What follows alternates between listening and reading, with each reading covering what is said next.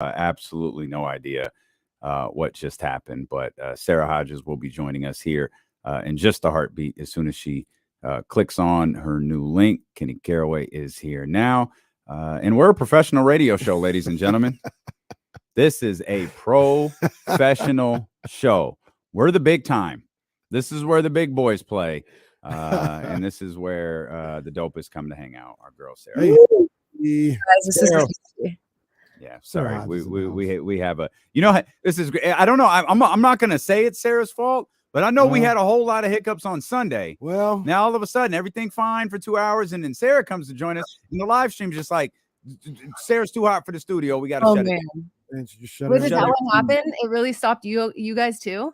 Yeah, it stopped everything. Yeah. But we're back. We're back, and 20 people are watching. Shout out to the 20 people who. Thanks, you guys. 20 of the 500 sorry to the 500 that we just left behind, but shout out to the 20 who have come back. Thanks to me, y'all's ratings just went down.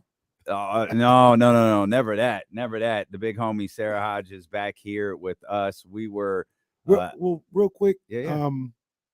Sarah could also maybe weigh in this too. I mean, we do have a little breaking news. Yeah, you're right. Yeah. Let's it's pretty big news. We talked a lot about this. No, it's good. I'm thrilled that Lamar Jackson got his deal. Not only did he get his deal, it's a 5-year deal. I was kind of hesitant. I was waiting. I saw the number 255. But we know what that is. It's $255 million of monopoly money. I don't know. Have you seen the guaranteed money? I've seen 260. There's I see 260 guaranteed. Okay, I know that's what I've seen. You guys are breaking this to me because I'm here at JP's with just chilling with them. JP, what up, girl? Oh Lord, have mercy. Okay. Try to see if we can get Kenny to focus. Let's just get everybody to focus the rest of this conversation. This is my girl, JP. I'm staying away from any of her shots, though. Jay Gaden just fell out of his seat. He's got a lot to focus on right here. Wait, did you guys have Jake on? Not today. No. Yeah, we didn't have Jake. We can't. There's only so much hotness we can handle in one show between Olivia, Sarah, and Matt George too. Now we're gonna add Jake to the mix. Yeah, that'd be too much baddie on Baddie Thursday. Dude, Baddie Maddie is something very special. Yeah. Like Baddie Maddie is so different on y'all's show than in real life. I don't know. Like he literally can put on a show. It's crazy. I was shook at the day that he came on drinking and like rapping and dancing. I was like, who is this? Oh, yeah. Yeah, he's all in. He's all in on the character for sure. But yeah, Lamar Jackson signs a 5-year, $260 million deal. It looks like 180 of it is guaranteed. That's a good number. Is that high? That's the highest, or is it? Well, besides Deshaun Watson, but it's higher than I think Kyler, it's higher right? than Jalen. It's higher Jalen's the new one. Yeah, Jalen's the new one. So I think it's higher than Jalen. Yeah. But it's a, for what it's a traditional quarterback deal. Like it's not a fully guaranteed deal like Deshaun Watson's was, but it's a regular quarterback deal, if you will. But it's big money. I wonder whatever, huh? I wonder what that's what I was like. What? It doesn't matter because I have maybe Jalen Hurts deal kind of shook things up a little bit. I have so many questions because there were a lot of sideways reports about this, but it doesn't matter. I'm a Lamar Jackson fan. Yeah, he got his deal. I ain't gonna lie. I might go get that 8. I might go get that 8. That Baltimore 8. Okay. Yeah, that's my boy Lamar Jackson. Okay. And rumors of DeAndre Hopkins headed to Baltimore. Of course, Odell Beckham Jr. is there now. So are you excited at all for football season yet? No. Oh, you're a Raider fan. I forgot. Yeah, I get literally, I won't even cheer for my team this year. Like, I don't even care. Well, look, are you excited for today? Because I can tell you I'm not, because the Niners don't have a first-round pick. They don't even have a second-round pick. But the Raiders do. So are you, like, interested? I'm interested. Obviously, I'm a Raiders fan, right? Like, that's, all BS aside of what happened this past season with them letting go of Derek Carr and just the decisions that were made, getting Jimmy Garoppolo, like I wasn't happy with it. But at the end of the day, winning cures all of the broken hearts. So if they're able to win, they're able to do something in this draft.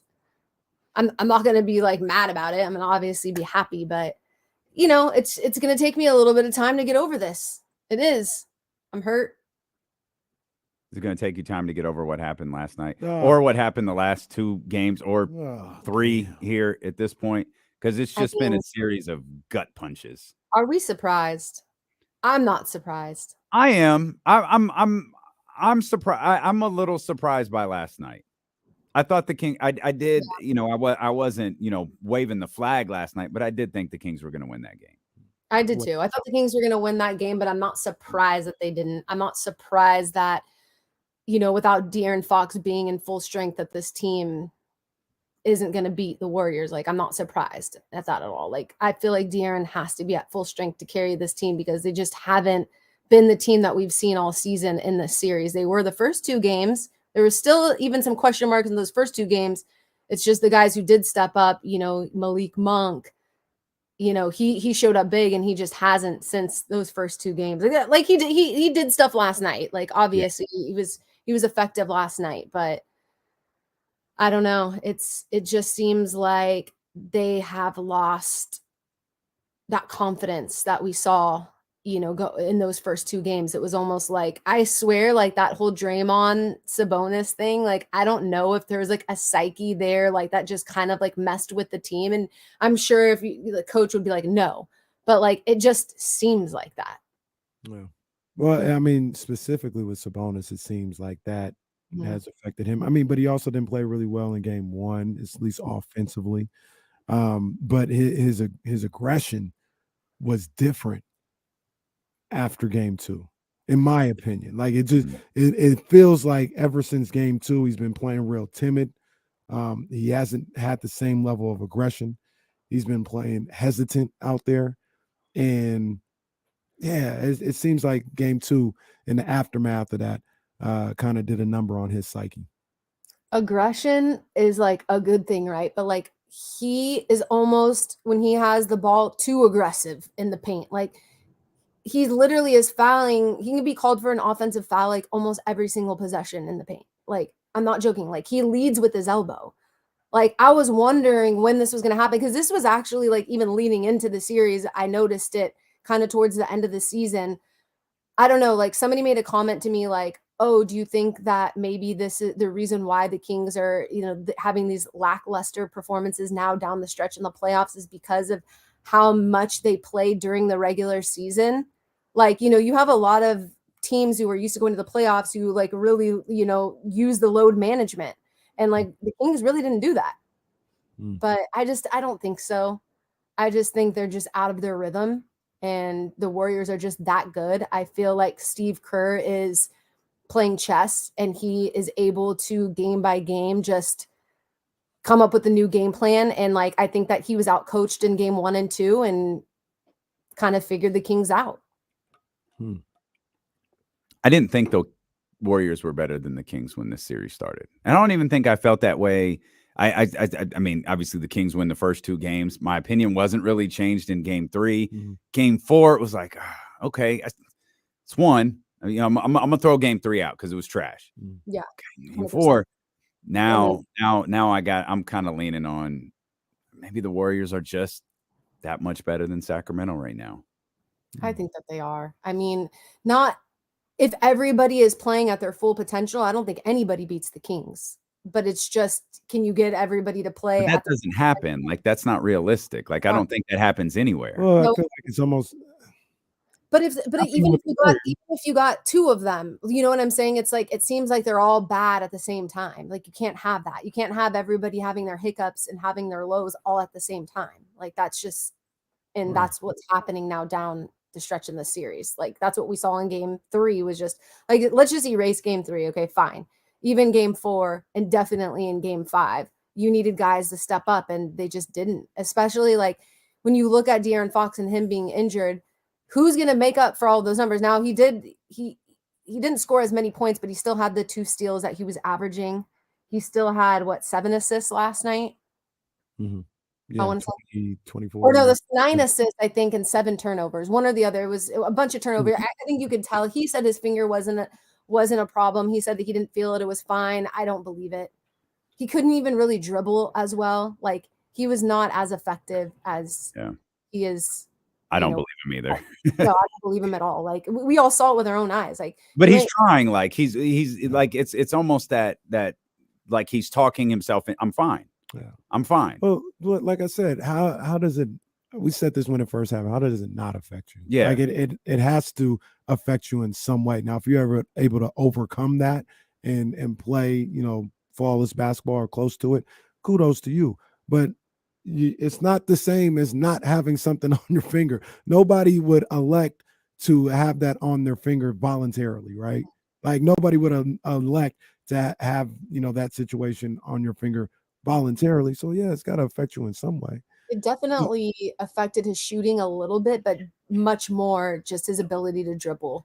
That's what I really noticed. Like his shooting, of course, like you would expect that a little bit. I was okay with the shots he took, the shots he missed, like, but it was the turnovers, I feel like at the end of the day that really, really hurt the Kings. I mean, a lot of things. I mean, Draymond Green playing like the best game of his career in the last 5 years. Like what? Like we were looking at each other like, oh, where did this guy come from? Like, this is insane. Like, please stop, Draymond. Yeah, that was Fox and Sabonis in Game 5 combined for 11 turnovers. Oh. Yeah. I mean, and I don't remember who I was talking to, one of you guys last night, saying like, Domas has been playing with a fractured thumb since December, but you really wouldn't have noticed. But I feel like now almost like I'm noticing. It's weird. Is it just like, I don't know. I don't know what if that has anything to do with this. I'm like, I have no idea. But like, it just seems like, why in the playoffs is he just so loosey-goosey when during the regular season I felt like he was so dominant? I don't know. And it's so, again, it's so weird when you realize he had 21, 10, and I think 5. But what really stood out, really stood out is the 5 turnovers. And without context, you think 21, 10, and 5, that's a solid stat line until you realize what Draymond Green did. And really, for me, it was what Kevon Looney did. Oh, my gosh. Draymond scored a ton of points, which was out of character. And, I mean, kudos to him. It was phenomenal. But Kevon Looney was the one who I thought he is destroying Sacramento. And he's destroying for Sacramento. That's what I wish. Yeah, I mean, that would be fantastic. He's such a gamer, dog. Like, I love Kevon Looney. Well, I'll also say this though, like, is it on Domantas Sabonis to outplay those two guys?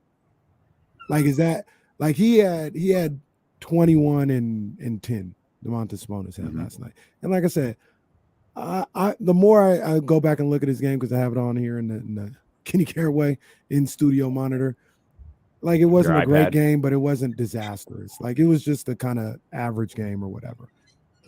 Looney got 22 rebounds. Draymond had 4 rebounds. So it's on Domantas to outplay both of them. Where's Harrison Barnes with the boards? Where's Keegan Murray with the boards? Where Trey Lyles? Like it can't, like this can't be on Domantas to outplay both of those guys. I don't know if I'm just like old school, but like why not play Alex Len with Domas? Like, is that just not an option to do? I mean, when you think about it, it could have been like if you get with them having like guys like Gary Payton II in there, maybe you could have got them in there and reinforced the boards or something like that, because Alex Len could be matched up on a Gary Payton II because he's not really a breakdown offensive threat like that. So yeah, it could have happened. Plus, I just feel like when Coach took out Davion in the final 3 or 4 minutes, I can't remember the exact time. Like, I was just not, and put Keegan in. I just wasn't super stoked with that decision, just because like Davion is so effective, and like Keegan was cold. So like I get you want to put him in to score points, but I felt like Davion could have gave you points. I think Davion had a turnover, and maybe that's why Coach took him out. Like I don't exactly know why.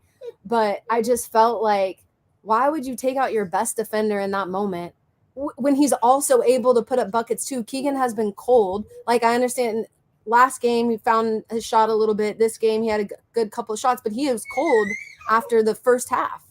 So I just was a little bit confused with that decision. I didn't love it. But then again, like obviously Coach Brown knows way more than me, but just, I was a little confused by the noise too. I was slightly terrified about what was going on where you're at. And I realized the baby just woke up. Yeah. Baby, And she's all like laughing too. What is that? It's It's funny. a baby. Okay. All Yes, right. baby, sorry about They're that. safe. That's a baby noise. All right. That's why Kenny didn't react. He's more familiar with baby Yeah, noise. he's more familiar. He's like, oh, I What know is exactly that? what that is. We ignore those noises. We just keep going. It's that noise. Is Sarah safe? It sounded like it sounded like a squeak, like the beginning of a horror movie. I was like, Sarah, Get out of there. Get out of there, Sarah. Something is happening. Something is happening. I told them, I was like, y'all, like we have to turn the TV down all the way because they hear every single thing. Because y'all, every single time I have Masters on in the background. It's freaking golf. Okay. They barely even talk. And you guys can hear it. I'm like, how? We can hear it. We can hear it. We do. What's your guys' plan for tomorrow? Are you going to San Francisco? Yeah, we're going. I think I actually missed, my meeting because I was trying on a bunch of clothes for them and went, yeah. Anyways, long story short, I don't really know, but I know that we're going tomorrow. I think we're going to have live shots in the noon, and then we'll be live 4 o'clock, not 5, because the game starts at 5. And then we'll be live at 10 and 11. Okay. It'll be a long day. Yeah, you're going to be live from San Francisco? Mm-hmm. Oh, man. Are you doing that every hour deal? No, because the game starts at 5, so we'll only have the 4 o'clock show in the earlies, but then we'll be live 10 and 11. Gotcha. Okay. You know what Sarah told me yesterday that I couldn't believe, and I'm scared. She told me she was like 5'6". I'm 5'5". I'm almost 5'6". She was not. How tall did you guys think I was? You were like 5'3". I'm not 5'3", dog. I'm not. I'm telling you, I'm tall. I don't think she's 5'3". You're not 5'3". She might be like right in the middle and might be 5'4". No. She says she's almost 5'6". I think I'm 5'5". She's almost 5'6" in leather pants. That's what it was. She had the Miko shoes on last night. Yeah, I noticed those. Joints. I noticed those. And those probably made me 2 inches taller. Well, you definitely weren't 5'8" last night. That's for sure. You were not 5'8" last night. I'm saying. Yeah, you were not 5'8" last night. Over here lying about your height. Stop that. I don't know. Maybe I'm shrinking. I swear I was 5'5" back in my heyday. Like, I don't know what I am right now. I haven't freaking measured myself in ages since I had to go on rides at Six Flags. Like, shoot, I don't know. Sarah at the sports anchor combine. Getting her height taken. Height and speed. Who do you think would win in a game of horse? Between who? Between me or Kenny, who do you think would win in a game of horse? Kenny would win. Yeah. Although Sarah, would win. did you see the commercial? Did you? I saw the it. commercial One take. time. One take. It was a nice looking shot. I didn't know Sarah had that in her. The form was good. That was a nice looking shot. I'd still beat her, but I think Sarah can shoot better than I realized before. She can shoot. I think the true battle would be you and Morgan, and I think I'd still put my money. Oh, I feel like Morgan's. I'm so far removed from the game of basketball. That's the problem. Like, I feel like Morgan is still plays and stuff. Like, I don't. So she would probably. Oh, is that true? I don't think that it is. You don't. I don't know. I don't think so. I know Kenny got shots up yesterday, so that's where I'm gonna lay my money. Oh, really? So Kenny, you're still out there doing your thing? He's got a little crypto.com right in his backyard. I just had to get some quick shots. Just 100 free throws, 95 out of 100, like it's supposed to be. That's how it's supposed to be. I'm actually upset I missed the 5. You should be. You're upset at the Kings free throw misses, so you're like, all right, I got to get out here. I should have went home. I wanted at 11:30 at night, go home and shoot some free throws. That's how mad I was last night. It was crazy. Didn't Malik miss like 2 or 3 of them? And that's not what he do. Malik don't miss no free throws. Draymond was teasing the crowd last night, wasn't he? God. Missing in the front end. We couldn't get no cookies. Missing the front end, and that crowd just getting loud, and draining the. Well, Draymond was fantastic last night. He was incredible. He was balling last night. I was like, are you kidding me? I was like, so now you want to have your big night here in Game 5 in Sacramento? The crowd booing you. The crowd booing Domas, and Domas felt it. Shoot. Did you hear what Damian said earlier?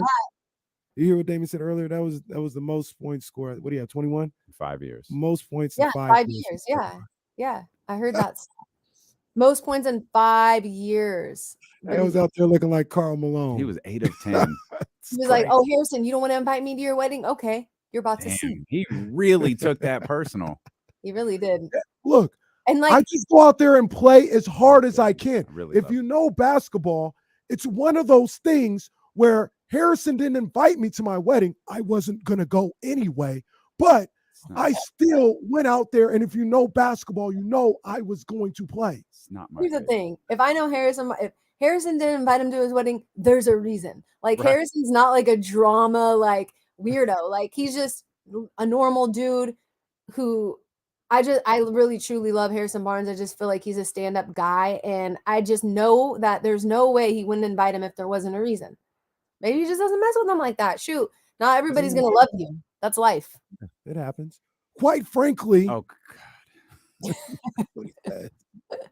God.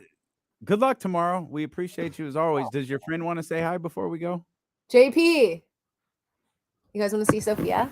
Sophia, come over here. Well, before you do that, make sure that everybody involved wants, like, let's just start putting babies on live stream. Let's make sure that everybody JP in the house. That's Sophia. That's Sophia. I don't know where JP is. JP. There's light back there. I can't. You know, I can't see nothing. Look at Pinky. You know, all I right, can't see. we'll let you go. We appreciate you. Good luck tomorrow. I love you guys so much. Thank you for having me on. Yeah, we love you back. We'll see you Sunday. Bye. Yeah, that is Sarah Hodges. So as we were talking to Sarah, I'm still like, what? I think I figured out what happened. I think Olivia hit in broadcast. Oh no, because Olivia has the same controls we do, and because she was in a rush to get off because we were coming back, I think she hit in broadcast. And Olivia she was took like, us out the game. She was like, I'm done. I am shutting this down. Took us out the game. That's all right. Love love Sarah. Got a new link sent to the Ultimate Baddie, Matt George. We told you we were going one after the other, We got Matt George set to join us. We still got the playoff push on the way. And then I'd love to get back to the phones as well and hear more from you. So jot this number down, put it away, 916-909-1320. We'll talk to the ABC 10 news anchor and the host of the Locked On Kings podcast when we return here on Sacramento Sports Leader ESPN 1320. Oh, man. Maybach took us out. No 13th round today. Tomorrow with my 13th round, I think I'm going to have my top 10 pound for pound. Oh, let's go. That's the plan. And it's tough. It's tough, Jesse. Top 10 is tough right now. I got to admit. It's tough, but I like going off of Coppinger's yesterday. Tank belongs in it. Yeah, I think I'm gonna put Tank. I'm pretty sure because I already had Tank in there, so I'm sure he's gonna be in there. But there's probably about 15 guys that deserve to be in the top 10. I ain't gonna lie to you. Tank should be in over Shakur. I think so too. But Shakur a bad man though, man. It's not Tank though. It ain't Ralph though. Yeah, I'll go down to 72.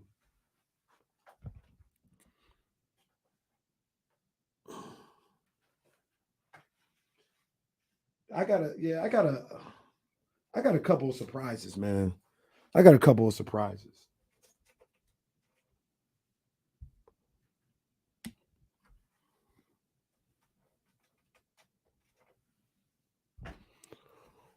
And why is Terrence Crawford still being put at the top of those lists?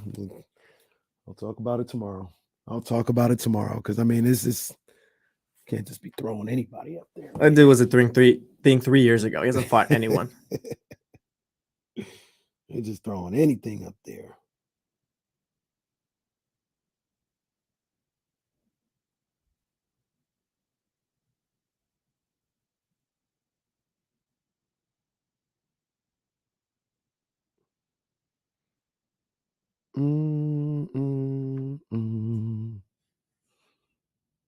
Oh Lord, that guy was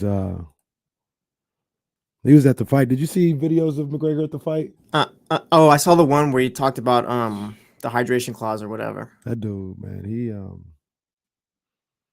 I'm trying to figure out how to say this. He loosened himself up in some type of way before he got to the arena, I'm sure. I mean, you could tell. You could tell something was going on. I don't know what it was. I don't know if it was something in a cup. I don't know if it was something in a baggie. but he was feeling some type of way, feeling real nice. I was talking about. I said Connor. He loosened himself up somehow, some way before he went to the arena. I don't know if it was in a cup. I don't know if it was in a baggie, but he loosened himself up. Him and Oscar hanging out. Maybe. Do his own one. That rehydration clause thing was such a big nothing too. I thought it was something until I saw Canelo does it all the time. Yeah. And did you see Mario Barros said he did the same thing? Yeah. He don't be saying anything. The corporate file that goes to New York. Leezy, I got the Knicks in I got the Knicks in 5. Stop playing with me. Don't you wish you was with the Knicks?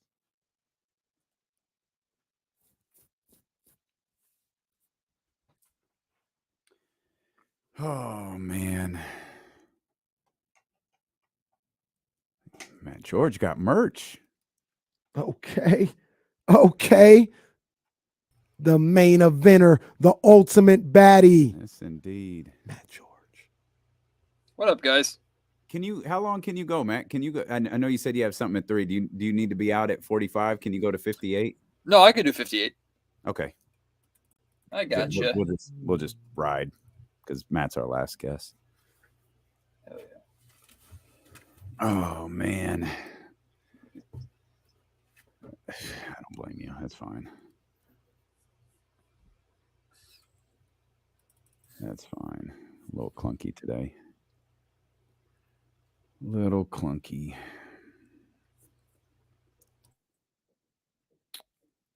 Matt, what's your guys' plan for tomorrow? We're making it just a day trip. So we're leaving. We're probably going to leave in the morning. Just drive down. I have to cut you off. Sorry. Hang on. Oh, all right.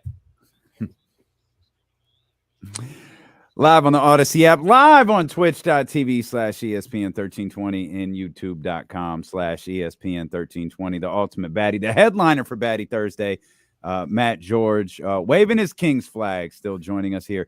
Of course, waving in a very depressing manner. He is. Well, now he's waving it aggressively. But he's anchor over at ABC 10, sports reporter over at ABC 10, and of course the host of the Locked On Kings podcast. Matthew, how you feeling, man? I mean, my mental psyche is getting beat up by the 16-year-old Warrior fans on social media that are jumping down my throat every chance they get for Kevon Looney takes. But other than that, truth be told, I'm feeling better today than I was last night. Like, this is a position that Sacramento, of course, hasn't been in the playoffs, but they've overcome and faced adversity and won big games when they absolutely had to, all regular season long. And in reality, if you simplify things, no, it's not going to be easy. Yes, the Warriors are absolutely in the driver's seat, but you win one game, you get one win, and then it's right back here to Sacramento for a complete toss-up of a game. Where I don't know if the Warriors can win twice in Sacramento. I don't know if the Kings can knock off the defending champs in a Game 7. I just hope we get the opportunity to see it. The Kings, they can win one game. So I'm feeling better today than I was last night. That's for sure. Yeah, and that's that's the same one thing I'm kind of feeling, Matt, is last night, like I said, felt like a gut punch. Felt like Tank hit us in the liver. All right, but I don't think Matt has any idea what that means. But today I'm like, well, it's one game, man. Find a way to win one game. None of the, if you're Sabonis, Kevin Huerter, if you're Harrison Barnes, any of these guys, none of your numbers before we got to this point matters. Figure out a way to get Game 6. You do that, give yourself an opportunity in Game 7, man, back in Sacramento. I think they can do it. And if I'm the Sacramento Kings, simplify it. Like Mike Brown has talked about, Mike Brown's a big fan of the UFC. So he's talked about in this series before, like when you have to go take the belt off the champion, you can't just get it from them or play defense for a bunch of rounds and then win by decision. You have to go take the belt. So Sacramento, you want Game 7, you want your season to continue. Go into Golden State and don't rely on referees. Don't rely on hoping the Golden State Warriors miss shots or Draymond Green does something stupid to get himself tossed out of the game. Don't rely on anything else. Hit shots yourself, play defense, win the box score battles in the trenches. Don't turn the ball over or limit points off of turnovers. Rebound the basketball. Go out and get the game. go out and win. Like you literally have nothing to lose at this point. All expectations are that the Warriors are going to close things down and shut things down. The Warriors absolutely don't want a game 7 because they don't have just their sights set on whoever they're going to be playing, Lakers or Grizzlies in the second round. They have their sights set on going for number 5. Like they have their sights set on a deep run. So they're trying to limit a amount of this series has already gone too long for them, and they know it. So they're looking to shut things down, and they're going into Golden State expecting to shut things down. Sacramento, go in there and play hard. Like play that you have nothing to lose and play free. Don't play with any kind of fear. Attack. If you lose, like Mike Brown has said consistently throughout the series, if you lose by missing open shots and doing what you're supposed to be doing, you can live with that. And then you regroup this offseason and try and figure it out next year when there are some significant expectations. But the one thing I don't want to see from the Sacramento Kings in Game 6 is any fear. Go out there and play hard. Go try and get it. And if you get beat, you get beat by the defending champions. Hell of a season. Let's regroup. Do you think they played with fear last night? I think fear is an element of why this team has suddenly gone from shooting being an absolute strength of theirs to they can't figure out how to put the ball in the basket from beyond the three-point arc. And there's so many different guys that are struggling and hitting open shots. And like I chuckled pregame because Mike Brown was talking about how his analytics department has pointed out to him that the Kings are generating more wide open 3 looks than anybody else in the playoffs so far. Yeah, it's awesome. You're not making them though. It doesn't matter. Like, and a 3-point shot is a 3-point shot. I don't care about if it's in the flow of the offense, if it's normal, if it's the normal 3-point look that you normally get. Like, if a wing 3 off a dribble handoff and a corner 3 off of a wide open kick out spray are that much different, then maybe you're not as good of a 3-point shooting team as we thought you were. And Mike Brown has also talked about, he's not been using it as an excuse. He's provided an explanation. He said, look, a lot of our 3-point shooting is the way it is because we're exerting so much energy on the defensive end. I'm like, okay, that's great. But at what point does your strength no longer become your strength when you actually have to buckle down on the defensive end, and it drastically affects your shooting to where you're dropping by like 6, 7, 8 percentage points? At what point are you once again not as good of a shooting team as you thought you were? I've been disappointed by the Sacramento Kings' inability to exploit their strengths really at any point during this series. And that's why they find themselves in this position. But I could flip that on its head at the same time, too, and say, look, the Kings have not played their best basketball at any point during this series. They were up 2-0. They're still very much in it. And even in a game like last night where the Warriors got contributions from multiple guys, the Kings still had a chance to win in the fourth quarter when De'Aaron Fox was a fraction of himself because of his finger. Malik Monk was the only guy really doing anything, and the rest of the Kings starting lineup has been absent, MIA, just like they've been for the majority of the series. Yeah, I mean, it's interesting what you said. I'm stuck on the fact of, Coach Brown and even you talking about they're playing harder on the defensive end and it's affecting their shot, and maybe they're not the shooters they thought they were. I don't know. Do you think they've been getting good looks from 3? Or do you think, the Warriors have had something to do with their missed shots? Well, absolutely, the Warriors have had something to do with it. But I think just chalking it up to, hey, the Warriors have made really, really good adjustments, I think is underselling what the Sacramento Kings are doing. Just like, and I said the same thing about Keegan Murray last night. Yeah, the Golden State Warriors made adjustments from the second quarter on to contain Keegan Murray a little bit and slow him down. That doesn't excuse the fact that you couldn't even get Keegan Murray a bad shot. Like, he took no shots for the remainder of the game. That's not the Golden State Warriors. That's a failure on the Sacramento Kings. So look, maybe a wide open corner 3 for Davion Mitchell isn't necessarily what you drew up for yourself during the regular season with all your DHOs to Keegan and DHOs to Kevin and sprays from the paint. But a wide open corner 3 is still a great shot that you have to knock down if that's what a Warriors defense is going to give you. So to answer your question, Kenny, yeah, the Warriors have definitely changed how the Sacramento Kings are shooting 3-pointers, but they're still wide open 3-point looks. At some point, you have to knock those down if you want to be successful, especially when offense is your strength. What was practice like today? It was jovial. It was relaxed. It was calm. When we got in there, both the starters and the bench were competing in like a shooting competition where it starts with free throws, then 3-pointers, and then half-court shots. Alex Len hit the half-court shot to win it for the bench squad, which was pretty cool. Everybody was relaxed. Everybody was laughing. We talked to Malik Monk, Harrison Barnes, and Mike Brown, and I think Malik had some really fun lines. He was asked, like, what does desperation look like with this team? And he said, you're going to find out in game 6. You're going to find out tomorrow. Mike Brown dropped a line that the Kings love playing with quick turnarounds. Like they like it. That's what they want. And Harrison Barnes talked about, look, this team is young, so we're just ready to play. Like that's what it is. The Kings look ready. They don't look scared. They don't look beaten down, or they certainly don't look like they've given up at all. And the one thing I will say, the only thing that I know for a fact is not going to happen in game 6 is that the Sacramento Kings are going to get blown out. The Kings aren't going to fold. They're not. They're going to go in. They're going to battle. If the Golden State Warriors close them out, the Golden State Warriors are going to close them out. But the Kings are going to fight and scratch and claw until the very, very end. That might not be good enough, but that's okay because that's who this team is, and that's the energy that they were giving off in practice today. I'm really anxious to see how they come out. I'm really anxious to see what this team is able to do. And you talk about them going to practice. I mean, we talked about it ad nauseum, but that's kind of what's got to go down. They've got to go out there, still be the same team that they've been all year long, because that's been good enough to keep them from losing 4 in a row since the beginning of the season, and it's a different situation.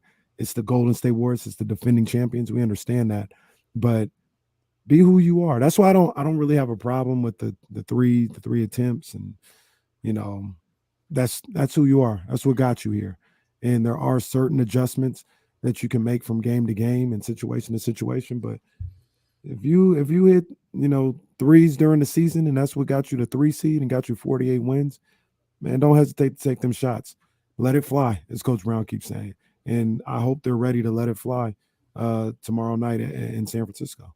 I see Jimmy Ty in the chat. He's saying Warriors smell blood. Like, who gives a damn? Who cares? The Sacramento Kings aren't afraid of the Warriors smelling blood. The Warriors absolutely are in the driver's seat and are in a position to put this away. The Sacramento Kings can't care about that. And Sacramento Kings fans shouldn't really care about that. Like, who cares if the Warriors smell blood or not? Who cares what the Warriors are going to throw at you? Play your game. Like, hit shots. Play defense. Play to the level that you're capable of playing, that you've played really only one in a fraction games so far in this series.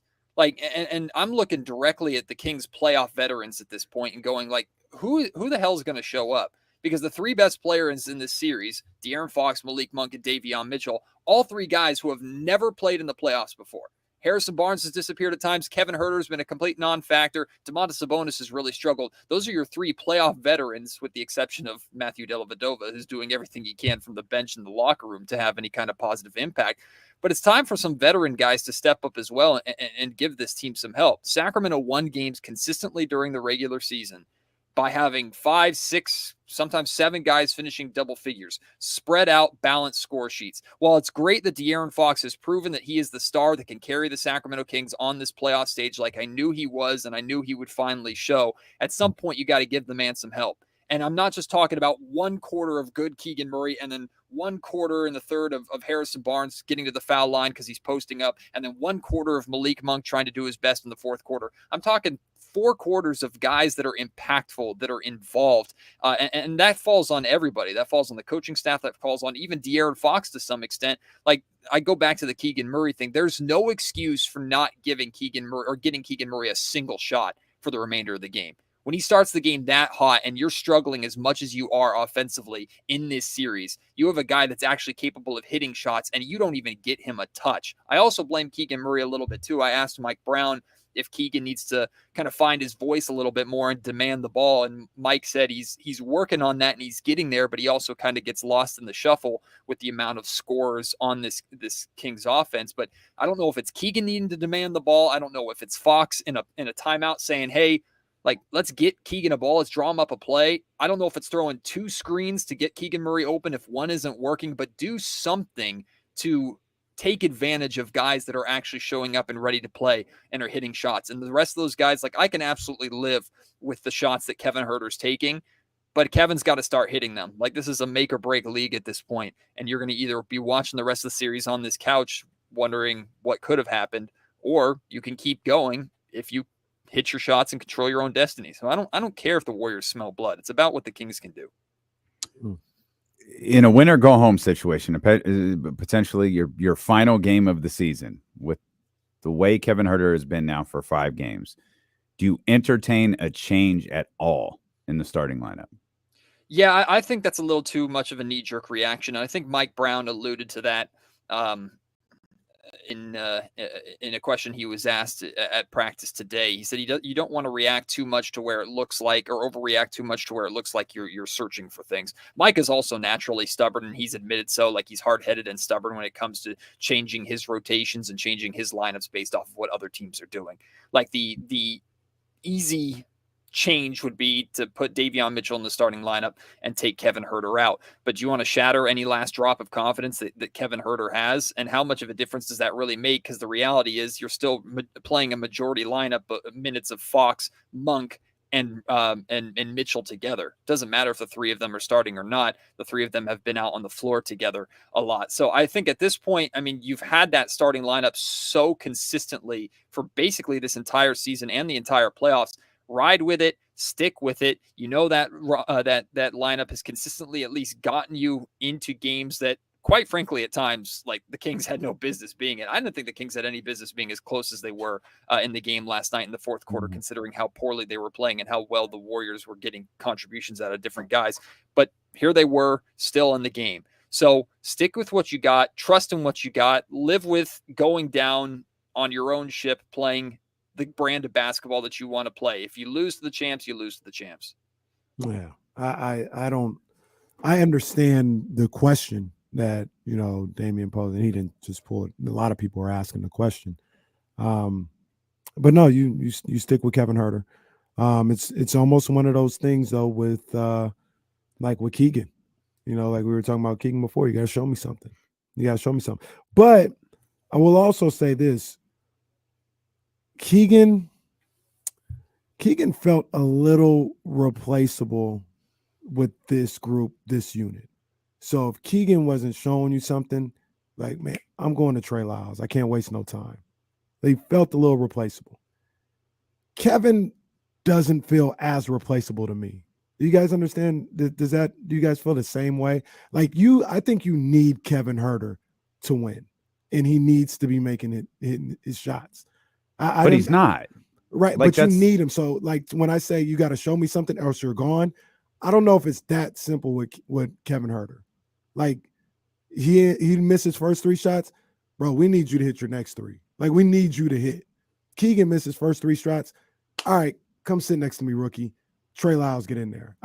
Does that make any sense, Matt? Like, I think you need Kevin more than you need Keegan in that situation. I'm feeling you completely. I agree 100%. Like, Kevin Huerter is so important for floor spacing alone. Like, the reality is the Warriors have minimum 1, sometimes 2 guys just standing in the paint waiting for someone to attack. And as soon as De'Aaron or DeMontis or anybody tries to attack the paint, they're swiping at the ball, grabbing at the ball, trying to force jump balls, force turnovers. And that's what led to, I think, 9 combined turnovers for Fox and Sabonis last night. Like, they are just waiting and lurking in the paint and saying, come on in. And then they're jumping on the Kings as soon as they come in. So how do you counteract that? You need your floor spacers to space the floor and make them pay for that.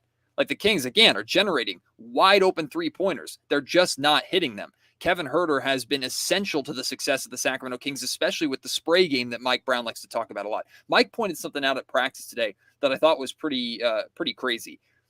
The Kings had that amazing first quarter. They shot, like 8 of 11 or 8 of 12 from 3-point range in the first quarter, right? Mm-hmm. Mike pointed out that they went 3 of 6 in spray 3-pointers, which, again, to summarize spraying, it's when De'Aaron Fox attacks the basket, touches the paint, draws a crowd, and sprays it out or kicks it out to an open 3-pointer. That's what the Kings were doing, and they were 3 of 6 in the first quarter. Mm-hmm. For the remainder of the game, and I might be getting this wrong, and I recorded the quote. I should post this to social media. But for the remainder of the game, I think they had 5 total spray attempts, 3 attempts, or maybe it was 3. Like, it was just a ridiculous number. Like, what the Kings are supposed to be doing, how they run their offense, how they were getting their looks in the first quarter, they completely went away from that. And a lot of it has to do with the confidence of guys on the perimeter. And a lot of it also has to do with how effective the Warriors have been of not allowing when players come into the paint, they're getting swarmed. And not only are the Warriors swarming the ball, they're also cutting off passing lanes and not allowing the Kings to kick the ball out. So in the case of Kevin Huerter, like, he's a poacher around the perimeter. He can move and hit shots wherever he wants on the perimeter, and he's done that all season long. He's a merchant out there. So you need a guy that at any point in time can bail Fox or Sabonis or Monk out, who's attacking the basket, with a wide open three to force the Warriors to hesitate a little bit on, do we go all in on the guy attacking the basket, or do we space the floor or spread out and make sure Kevin Huerter can't beat us on the perimeter? Kevin's not making them pay. Nobody on the Kings really consistently is making the Warriors pay. So the Warriors know we can just sit in the paint camp all we want until the Kings actually decide to hit a three. And Sacramento has really not done that except for game 4. Kenny and I have discussed this at length about why those shots aren't falling. Like, it's clear that's a big issue for Sacramento, and a big issue why they're in the position that they're in. And you mentioned the 8 of 12 to start, and I think it was 2 of 21 or something like that in the final 3 quarters. But what we can't nail down is why. Like, why aren't they? And it's not a game. Well, you just got to hit your open shots. All right. Okay. Game 2 or next game. Well, you just got to hit your open shots. Okay. Well, now we're like 4 out of the 5 games, they're not hitting their open shots. So is it as simple as, you just got to make your shots? Or are perhaps the Warriors doing something that, despite the fact these are classified as wide open looks or open looks, that's flustering Sacramento a little bit? I don't think there's an explanation that's excusable. Like, I think that's kind of where I'm at. Like, no matter what you come up with, it's not okay. It's a different way of saying what Kenny says. Just make your damn shots. No, really, though. Like, this is your strength.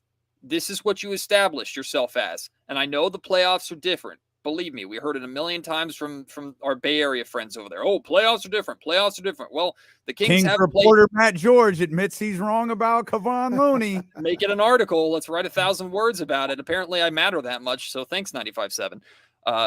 Really appreciate coming on your show after the Warriors win games. Don't bother inviting me after the Kings win.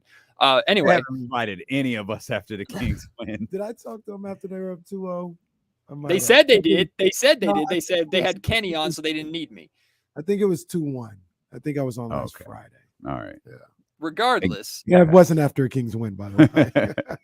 Either way, like, this is who you're supposed to be. This is who your strength's supposed to be. And the Kings have established themselves as a better defensive team, and a team that is actually capable of playing defense at the level of physicality of the playoffs. The Kings have taken advantage of the physicality leash that you're given in the playoffs, just like the Warriors have at times. And I'm happy to see the Kings rise to that occasion. But what you're supposed to lean on, like, the reality, look, Steph Curry is a great 3-point shooter. The Golden State Warriors, when they need big buckets from the perimeter, Klay Thompson gets it for him, or Steph gets it for him, or even Andrew Wiggins gets it for him. Jordan Poole gets it for him. Like, the Warriors know when to hit big shots when it matters. The Kings did that, especially in game 1, right? When they finished the game shooting 8 of 10 from 3-point range. They closed out that game. Game 1, they really looked like, okay, this is the Sacramento Kings team from the regular season. With the exception of that, like, the Kings have not stepped up to the plate when it comes to what their strength is supposed to be. So, I mean, it's simple and it's easy for us to say from a position of not being on the floor under the lights on that stage. But yeah, hit your damn shots. Like, that's what you're here for. That's what you got to do. That's the difference between being potential. The Kings hit their shots. This series could have been over by now. That's the difference. Instead, here you are with your backs against the wall, potentially booking flights to Cancun. And one of the things that I came up with, other than, because when Damian first asked me, I was like, I don't know. I don't know why they're not hitting shots. All-time radio moment right there. Oh, they don't either, though. They don't. Like, we asked them in San Francisco, they're like, I don't know. They're going to drop at some point. Like, law of averages. Well, and my thought was, if we knew the answer to that, then people would know the answer and fix it. And we've never had a situation where people were missing shots, right? But I also came around to say, maybe it is the pressure. Maybe it is the pressure of the moment. Maybe, and this is where, I can understand. Some people don't feel it, but some people do. Like, you start off 0 for 2 in December. That's different than start 0 for 2 in game 5. You know what I mean? So maybe it is the pressure to get into some of these guys of the moment and putting too much on their mind. Like Kevin Huerter, for instance, just from some of the things that I've heard, he's all messed up. I feel like I'm hearing he's too angry about everything right now. Like, you gotta you got to let some of that energy go, bro. Like, I understand you want to play better. I understand that maybe you're frustrated that people are asking you, why aren't you making shots? But I don't think that's helping you. Like, I don't think that. I think he needs to, like, fully relax, maybe even get away from the game for 5 hours, go play PS5 or something like that. Like that's not helping you. And that's a form of pressure, right? Like there's more people. Nobody's going to ask you about your shot if you have a bad shooting slump for 3 days in the regular season, but now it's the playoffs and they're asking you and you're reacting maybe, you know, in a defensive, angry way. And it's affecting your game, in my opinion. So maybe that's the reason why some of these shots aren't falling. The pressure of the moment. Well, that's where I think this game 6, we might see the most free basketball that the Sacramento Kings have played. That doesn't necessarily mean it's going to be the best basketball, but I can't pretend to put myself in the shoes of Kevin Huerter, who, if you look at his playoff stats, they're not great. Like, he's developing a reputation of, on this big stage, he's not that guy. And of course, he holds himself accountable. He holds himself to a high standard. And look, if I'm feeling the heat of Twitter mentions for a Kevon Looney take, how much heat is he feeling from Twitter mentions from everybody saying he can't hit a shot and he's disappearing on the playoff stage? So I'm sure that affects Kevin, just like that affects everybody. I'm sure Domantas Sabonis has elements of that too, and whatever. But that's where I'm saying, like, game 6, who cares? Like, nobody, there are no expectations in game 6. You have nothing to lose. Like, go out there and let it fly. And if you have a bad game, like, that's the one thing I really appreciate about Harrison Barnes, is Harrison has been the butt of jokes from Golden State Warrior fans this entire series. Anytime Harrison Barnes misses shots, playoff Harrison, here he is again. He misses that game 4 shot. It's like, poetic justice here in Golden State. He doesn't seem to let that phase him, even if he's disappeared at times during the series and you need more out of him. And I think Monty McNair has a lot of questions that he needs to ask going into this offseason, especially when he wants to improve this team and they're going to have the expectations of making a playoff run next year. But, like, Harrison doesn't seem to allow that to affect him and seems to play basketball the same way. So go out and play as free as you possibly can, Kings, knowing that, like, it doesn't matter. Like, it really doesn't at this point. The expectation is that you're going to lose. The expectation is that your season is coming to an end. Nobody has expectations of you in this game, just like nobody's had expectations of you basically this entire season. You've gone out and proved them wrong just by playing your own brand of basketball a year. So go out and do the same thing. I think Kevin Huerter can play with that freedom too, going, I know what I'm doing. I know what I bring to the table. I can hit shots. I'm going to go out and do it. What do you think of Domas this series? It kind of feels like a loaded question, but yeah. It's obviously a topic of discussion. I'm curious your thoughts. Well, Domas has not had my back in the Twitter wars, that's for sure. No, he's been Poor Matt George going to war every day. Bro, it's my mentions are. I'm a pinata for Warriors Twitter. I'm public enemy number 1. I didn't think I mattered that much. They was getting at me last night. Boy, they had a good old time in my mentions last night. I got called a rat. I was like, that's a first. I've never been called a rat before, but okay. I'll that's wow. Yeah, it's like, okay. Well, no, like, Sabonis has been a disappointment. Like, there's kind of no really other way to sum it up. And he's the nicest guy in the world. He makes absolutely no excuses for himself. He's never going to talk about getting stomped on. He's never going to talk about getting beat up. He's not going to talk about the referees. Like, Sabonis has just not lived up to the stage and the significance in the same way that De'Aaron Fox has. Like, Fox has taken this opportunity and made the absolute most of it. Now, granted, maybe doing that as a guard against the Golden State Warriors versus doing that as a big against the Golden State Warriors, those are 2 different things.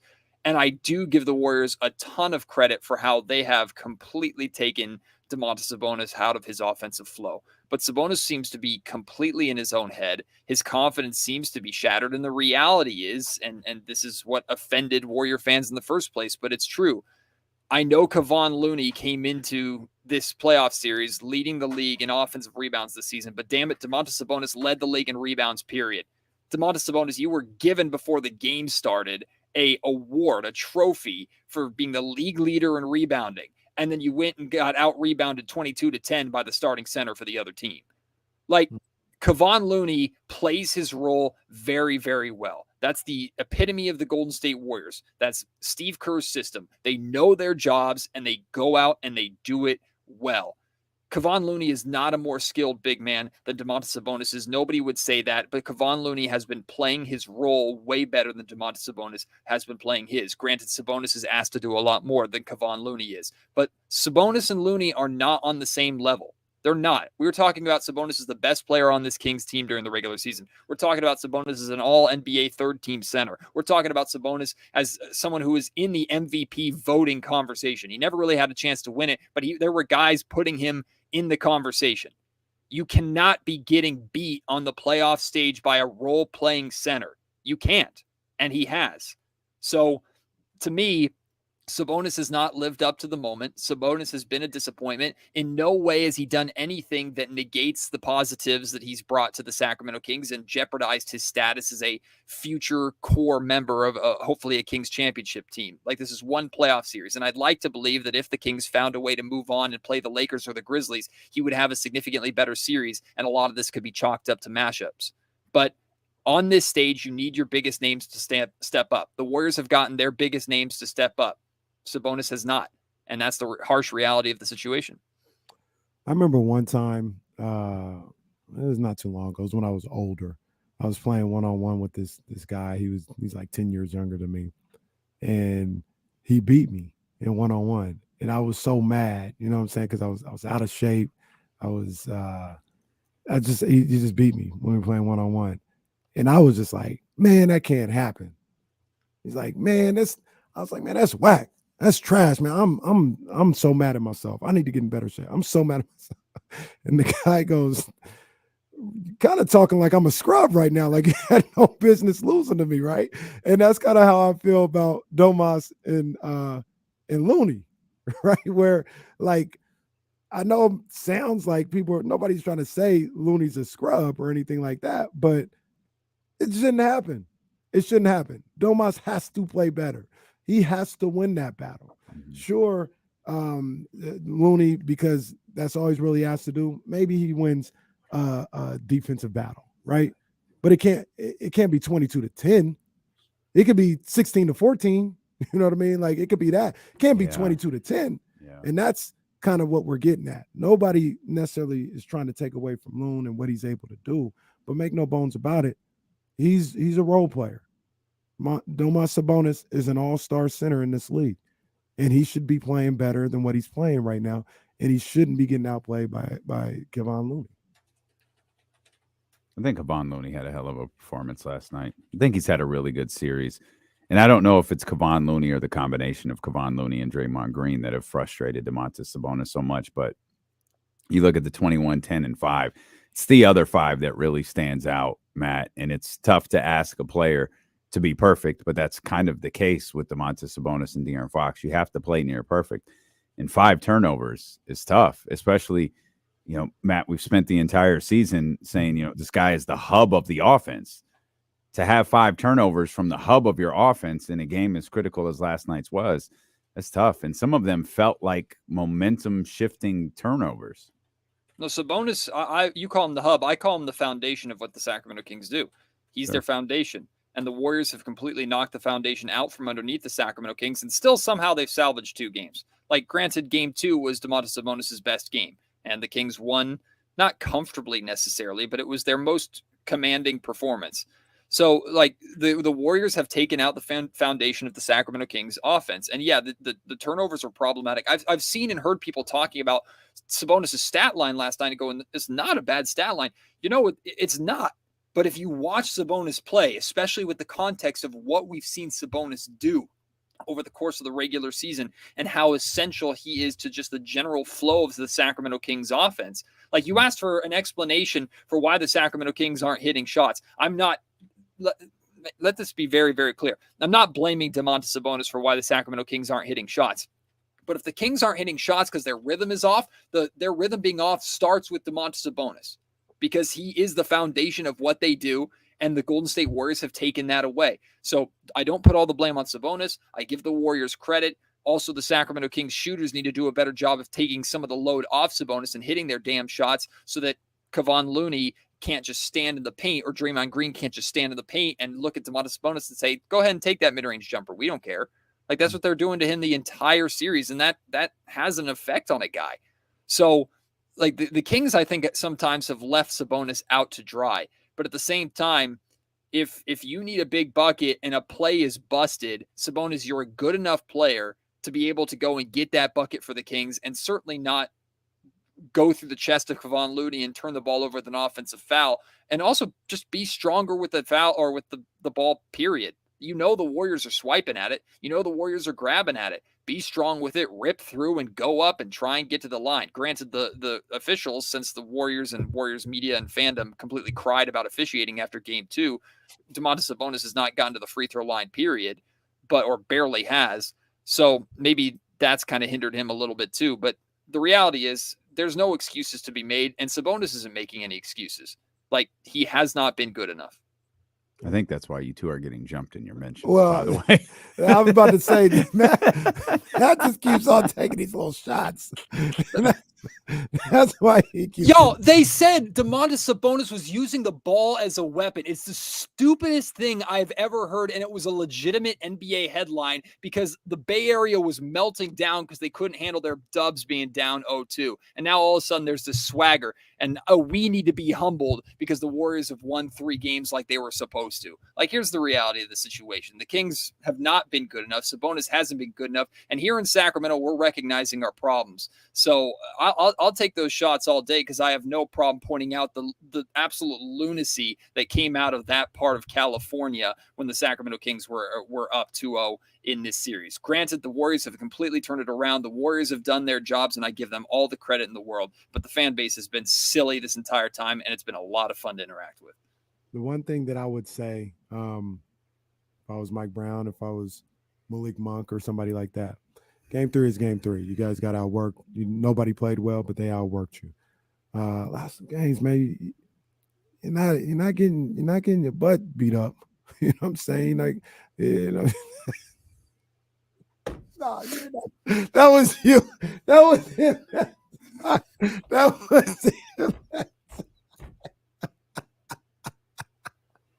That was him. Oh, man, I didn't even do nothing. I didn't do nothing. I'm just minding my business, talking to my friend Matt George. You're over here getting wild. You ain't getting slapped up. Okay. Jeez. You're not getting slapped up if you're the Kings. You're in these games in Game 4 and Game 5. You're not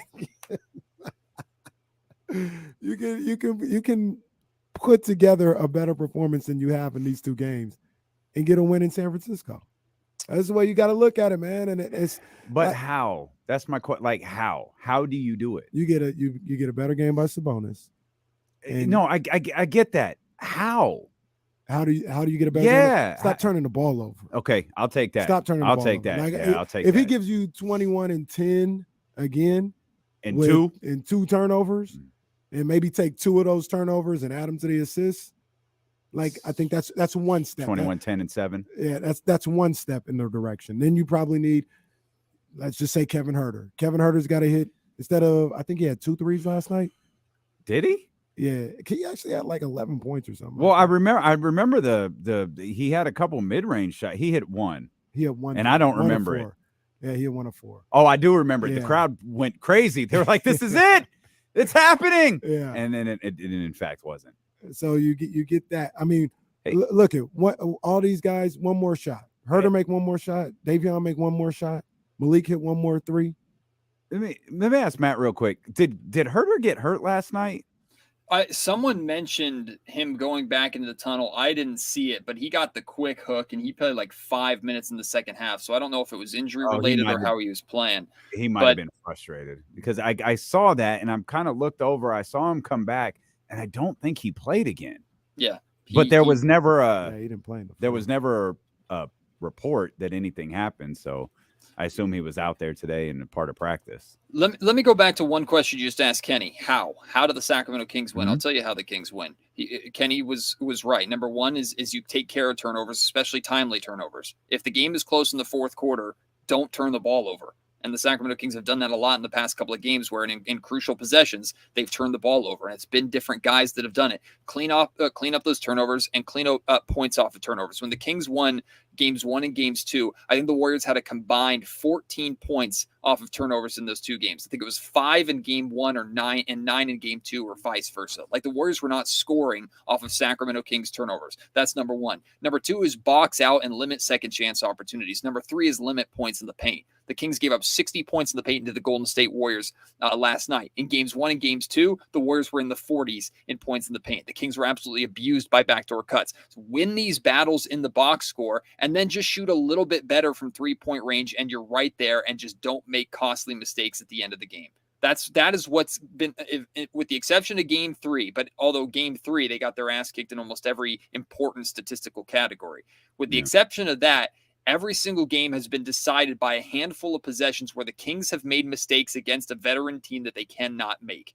But they've been in every single game, despite the fact that they haven't shot the ball well, with the exception of game 4. But consistently, they've been winning these little battles in the trenches. They've been limiting second chance opportunities. They've been trying to keep guys like Kevon Looney off the offensive glass. Like there's no excuse for Gary Payton II having the monster game on the offensive glass that he had last night, getting the Golden State Warriors so many second chance opportunities. Clean that up, and that's been a focus of the Kings all season. Clean that up, and then just live up to your potential or reputation as an offensive team. You win game 6.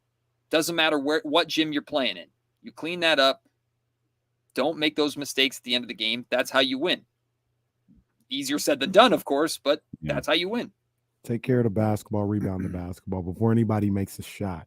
If you do those 2 things, that might even be enough to get a win. These are 1-2 possession games that we're talking about that they've lost the last 2 games. So it doesn't take a whole lot. It takes a couple of plays here and there. Do you think the turnaround, Matt, could help the Kings a little bit? I think so. I feel like the Kings might be tired too, by the way.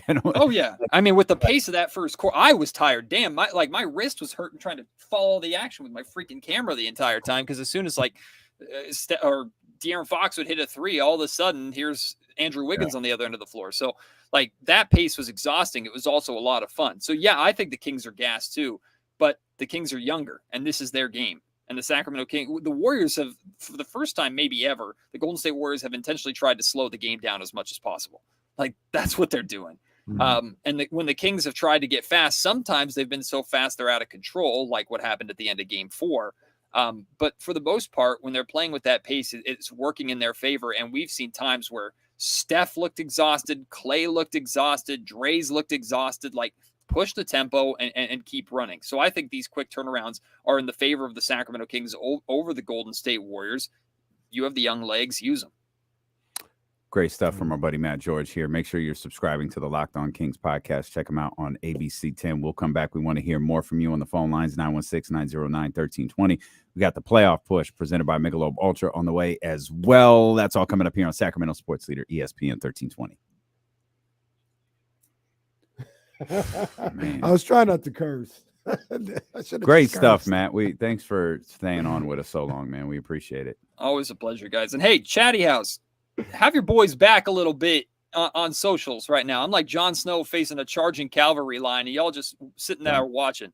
Don't know what that means. Help me out. It's Game of Thrones. So there's a bunch of kingdoms, right? Jon Snow is a stop. So he's trying to defend Whiterun. Actually, no, he's trying to get Whiterun back. It's the name of a place. It's because of snow, Damien, but he is white. Okay. And his family's white, and they're all white. Almost all of them are white. But they're in Whiterun, and he's trying to defend Whiterun from another evil white guy. So then there's a bunch of horses that charge him. So he draws his sword, right? And you're thinking, oh, hero's going to die, right? And then from behind him come all of his men to save him. Like, I need my Chatty House to come save me right now. Bro, say that sentence to me again. I gotta go. Okay. Appreciate you, buddy. Thanks, man. Always a pleasure, guys. Have a great show. We got you back. We got you back. Take care, big dog. That's a man, Matt George. He's fighting for his life. Fight for my life. You know what this reminds me of a little bit? Sophomore class. Well, always. It reminds me a little bit of Dodgers Giants a couple years ago in the playoffs. I think the Dodgers gave everything they had to beat the Giants. and then they just kind of got ran through by the Braves in the next round. I think that if the Warriors, if they can get past the Kings, I mean, they got Steph out here routinely playing 40+ minutes a night. Like that's not the plan. It's not what they're trying to do. I think if they get past the Kings, they would have given everything they had in the tank to get this series. And I don't see them going much farther. Mm-hmm. Yeah. Which I don't know. Shit, mine was Suns in Milwaukee. Don't you dare say Knicks. Damn, bro. Don't you dare. Saying, bro. These boys is cooking. They went into Cleveland and just disposed of them boys yesterday. I don't know. My first thought was Philly. You said Philly? Yeah. So disrespectful. I didn't like the way Boston let that happen the other night. It happens. Philly can do something, but Harden has to show up. No, It's got to be Harden, Maxey, and Embiid. All three of them. That's why I can't say Philly, because there's been other times when I've been like, nah, I think Harden's gonna show up this time, and he never shows up. Yeah, so why would all I do three. it again? Why would I do it again? It could be Boston though. I think it's gonna be Phoenix though. Phoenix, and since I can't decide, since I can't say with my chest with New York or Philly, I'll say Boston. Denver's looked pretty good too. They have. Jokic has been unreal. Oh yeah, I forgot Randall got hurt yesterday. Bubble Jamal Murray's back too. Oh, yeah.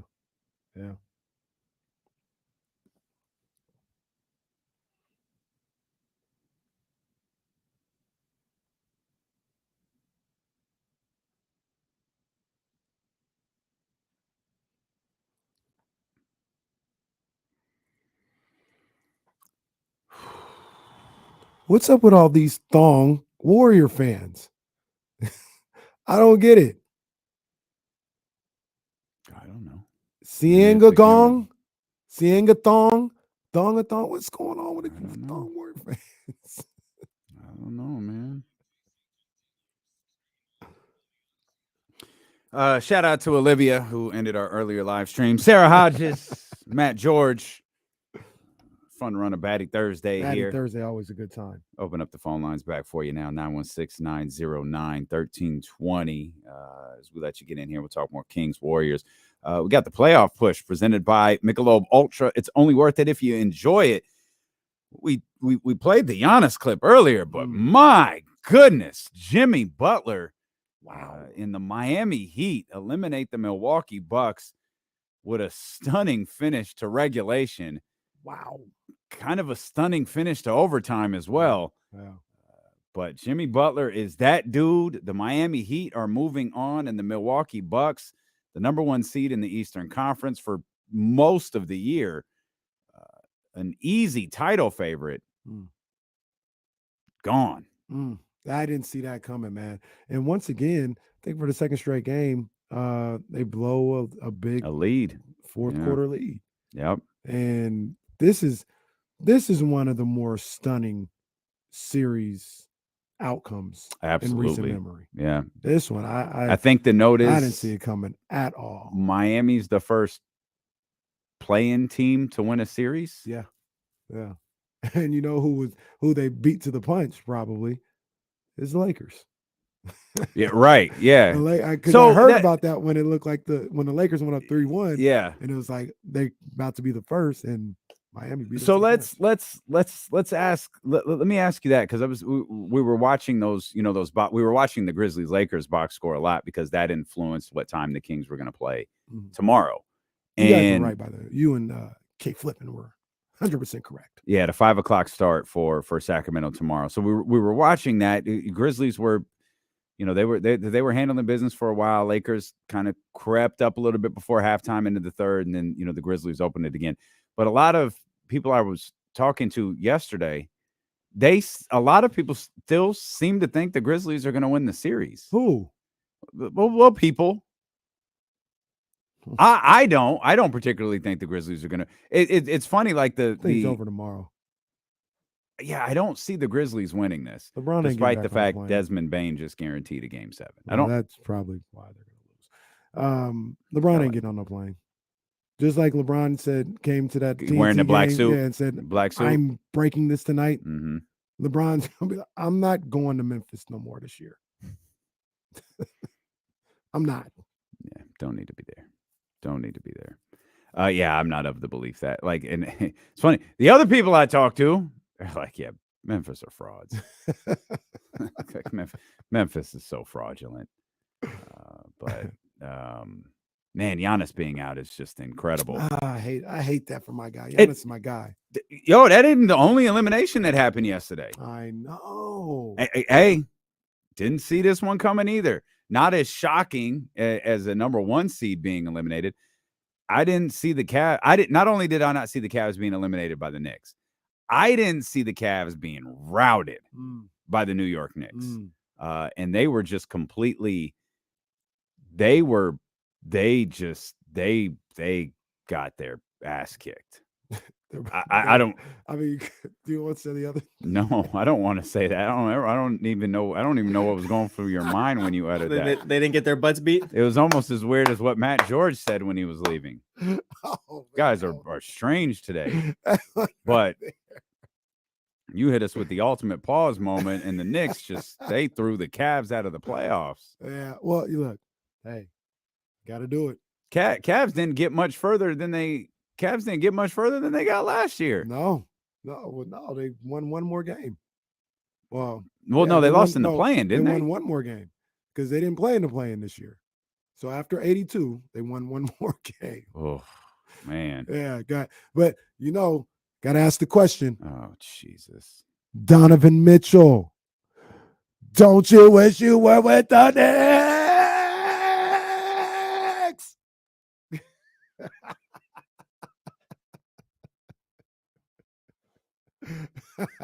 You're gonna be unbearable if that team keeps winning. I was listening to the Morning Roast the other day, and they were like, "Who are you gonna go for if the Kings beat the Warriors?" And they were naming all these Suns and all this other. First of all, if the Kings lose, ain't everybody in the Western Conference can go to hell, in my opinion. So there's that. But absolutely, you already know. My attention goes to the Knicks. I want to see my Knicks be successful. Your Knicks, okay? Yeah, everybody knows it's been my Knicks. It's been my Knicks since day one, since the day we started the show. You introduced the Knicks to the West Coast, is what I heard. That's true. Guess who was like, oh yeah, the Knicks won. Yeah, I'm gonna have to watch their game. It's like, hold on, you a Knicks fan now? And she's like, well, I do have a Knicks towel. Sarah Hodges? No. Who? Cheryl L. Grove. Oh, Cheryl. She does have a Knicks towel from the Spreewell days, though. Now all of a sudden she back. She got a Knicks towel, huh? All right. Reese gonna be walking around wearing a Julius Randle jersey. But yeah, I didn't see that. Hey, coming. good for the Knicks. I didn't see that coming from the Knicks, man. I thought this was a 7-game series. Yeah. I didn't even see yesterday happening as well, man. I thought the Cavs were going to be able to extend this series, go back to the Garden, but man, that series is set. The Eastern Conference, oh no, it's not. Boston plays today, but the Eastern Conference is almost set, with Miami and New York ready to go, and Philly waiting for Boston to finish up their series. Yeah, I think I'll have to shift my attention towards Boston if things don't go. There's a lot of things I'm still interested in the playoffs. Boston definitely being one of them. Phoenix being another, because I can't make up my mind on Phoenix.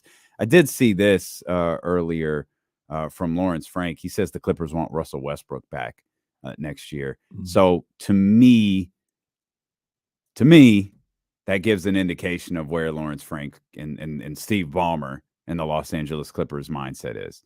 If the idea is to bring Russell Westbrook back, and I don't know why you'd say that in a press conference the day after the season is over, unless it's a genuine thought that you'd like to bring Russell Westbrook back. My thought is you could probably dead all this Paul George, Kawhi Leonard. What are you going to do with the team stuff? Because if you're bringing Russell Westbrook back, it's to play with Paul George and Kawhi Leonard and to give this, as we say, one more shot at everybody staying healthy and playing together. Yeah, I agree with that one. Plus, Russ has relationships with those two. For sure. You know. Would you like to talk about what got you and our new partner in crime got all gassed up about last night? No, we'll save it for whenever. I don't know when it's not time yet. Okay. Whenever. Oh, the Kings season is Kenny over. had a hype man. Could be in July. Could be in July. Well, the King season would definitely be over in July. That's a guarantee. Could be at the last week of June. I don't know. Okay. Whenever the season is over, then we can discuss that. Okay. You want to get in on the phone lines, you can. 916-909-1320. Let's dip into some sound from Mike Brown, courtesy of ESPN 1320 insider, Kings insider, James Hammond at Praxis. Like it looked like your team came out. It looked like your team came out and tried to deliver like a crushing blow in the first quarter. They came out with so much energy, hitting all their shots. I feel like maybe they were just looking for the knockout blow too early and not realizing that it was going to be a 48-minute fight. No, because we were hitting shots. When we watched the film, and you kind of felt it during the game. But we're big, and they know it. But we're a big spray team, and we get sprays in a lot of different ways. Whether it's from a post up, it's from a big rolling and spraying, from a drive and kick, a cut, catch and kick. There's a lot of ways to spray the ball, and we won at least 20 spray attempts throughout the course of the game. And in the first quarter, we were 3 for 6 on our sprays. Just in the first quarter alone, the last 3 quarters we had a total of 5 sprays. So that's why we scored 36. That's why we shot, because when you're touching that paint and getting the ball out, since you were a little kid, that's usually how you're shooting your jumpers. Somebody's standing underneath the rim, and unless you have a lot of money, your dad might have hired you 3 or 4 workout coaches, so now you get the pass from the wing instead of directly from your buddy or your dad. Or Jordy Fernandez. Yeah. Oh, man, you're selling me out. Okay. You're right. Okay. Busted. That's good, James. But, so it's right in front of you, and you've been stepping into that shot your whole life. And that's why sprays are really big in our opinion. And so for us to have 5 through the other 3 quarters meant that, we were competing, we were pushing the pace, but we weren't necessarily playing the way that we want to play. Mike Brown right there. By the way, for those that are watching, shout out to the team player. I don't know who it is, but it's clearly one person holding the CBS 13 mic and the ABC 10 mic. That's very nice. So shout out to that person, because that's teamwork making the dream work. Absolutely. Right there. Absolutely. When we get back, let's not go anywhere. Okay, let's go to 28. Yeah, let's not go anywhere. I want to hear what Malik had to say. Okay. Because I've been seeing that floating around a little bit, and people talking about I love Malik or whatever. I want to hear what he has. James got something from Malik. So. He does. Yeah, he has something from Harrison too. So we'll just make this our time to check in on practice now today for the Sacramento Kings. As my partner said, here's Malik Monk. What's the feeling today heading into a game 6 where it's a win or go home for you guys? We feel great. I feel great. So I know my guys do. So we're just going to go out there and play balls to the wall. What do you feel like the vibe is around the team, knowing what the task ahead of you is, and coming off last night? Oh, yeah, it's great. I think Mike said it last night. We've been in this situation all year. Lose a couple. They think we down, then we come back and win a couple in a row. So just another task in front of us. What does desperation look like for this team? You'll see tomorrow. You'll see tomorrow for sure. What comes to mind in terms of something you've experienced this year that compares kind of nothing? Right? Nothing at all. Yeah, nothing compares to this right now. What gives you the confidence that you guys are built for this moment if you haven't experienced? Having a team like this, man, being all together, having HB, having Domas, having Fox, having Deli help us, because he's been in a lot of situations like this, having a coach like Mike Brown. So we all just rely on him. Is that a different? I'm gonna hit pause right there. What do you think of that? Asking, like, what can you compare this to? Nothing. Absolutely nothing. That's a understanding of reality, and I like that. I hadn't been here before. You're right. That's not going to change how I'm approach this game. That's not going to change how I come out and play, and the desperation and the sense of urgency that I'm going to have tomorrow night. Yeah, you're right. I ain't never been here. So what? I love it. What'd you think about it? It's honest. It's honest. It's that Jared Allen quote I talked about at the start of the show. It's not as extreme as what Jared Allen said. Jared Allen said, even for me, these lights were brighter than I expected. An acknowledgement of, oh boy, it's different in the playoffs. Right? It's an acknowledgement from Malik Monk. Oh, this is different. You've got this, this game 6 tomorrow. If you lose, you go home. If you got a game 7 on Sunday, you're the center of the basketball universe. I don't know what the hell else is going on Sunday. You might be the center of the sports universe on Sunday. It's different. Yeah, it's different. I think these guys, and it's not these guys are. I don't care what anybody got to say. I'm here in Sacramento, California. I speak for my people. I speak for my city. These guys are legends in this city forever. This group of guys, the Beam team, they're legends there forever, regardless of what happens tomorrow, or Sunday. But I think they're gonna make everybody proud tomorrow. I don't know what that result means. Oh, I agree. I don't know what that result means. I don't know what it entails, but I know that they're gonna make everybody in this city proud tomorrow. Let's hear more from Malik Monk. Put one to flush and move on from last night. Yeah, but we got to because we play tomorrow at 5. So we just got to get that out of our heads and go win one and go State. Malik, do you feel like you guys maybe shot a lot of your energy out in the first quarter when you guys were hitting everything? The energy was so good. Maybe, but I feel like it was more on the defensive end, man. Just letting them get offensive rebounds, letting them get second chance points, letting them do whatever they want. So it's more on the defensive end instead of offense. How tough is it to play a team like that? It doesn't matter how well you play them defensively; they still hit these magical shots. Man, crazy shot. They've been doing that since they've been in the league, man. Since they've been winning championships. So we can't be surprised about it.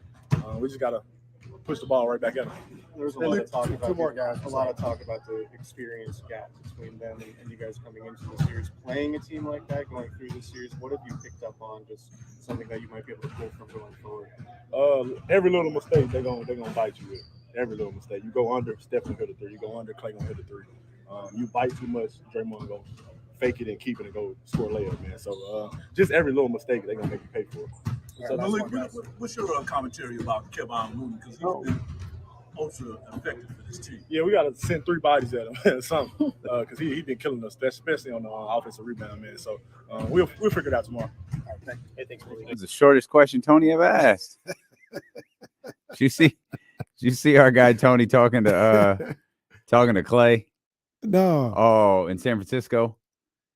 Yeah. No. So Tony said. Tony said, "Yeah, I can't remember. It was something like, yeah, but you guys showed tonight, man. That Splash Brothers thing is for real." And he's asking the question, and Clay goes, "The 2010s didn't do that." I didn't. I saw Clay say that. I didn't know that was from Tony's question. That was from Tony. Our guy. That's our guy, Tony. Man, we got to talk to Tony Harvey again soon, man. Go ahead. What you going to say? He put a lot on the defensive end. And I think that's telling. You just talked about, rebounds and offensive rebounds and all of that stuff. I also think it's telling that they're aware of what they're going to do on the offensive end. They're aware of it. Like they're not going to pull away from them. And that's something I noticed last night. And, there could be a little bit hyperbole in this, just looking at the series. I don't feel like the Warriors go cold. And I looked at a couple of play-by-play sheets, going, to certain stretches where the Kings made runs. And the catalyst to the Kings runs, and every Warrior fan watching this or listening to this knows what I'm about to say. It's not missed shots.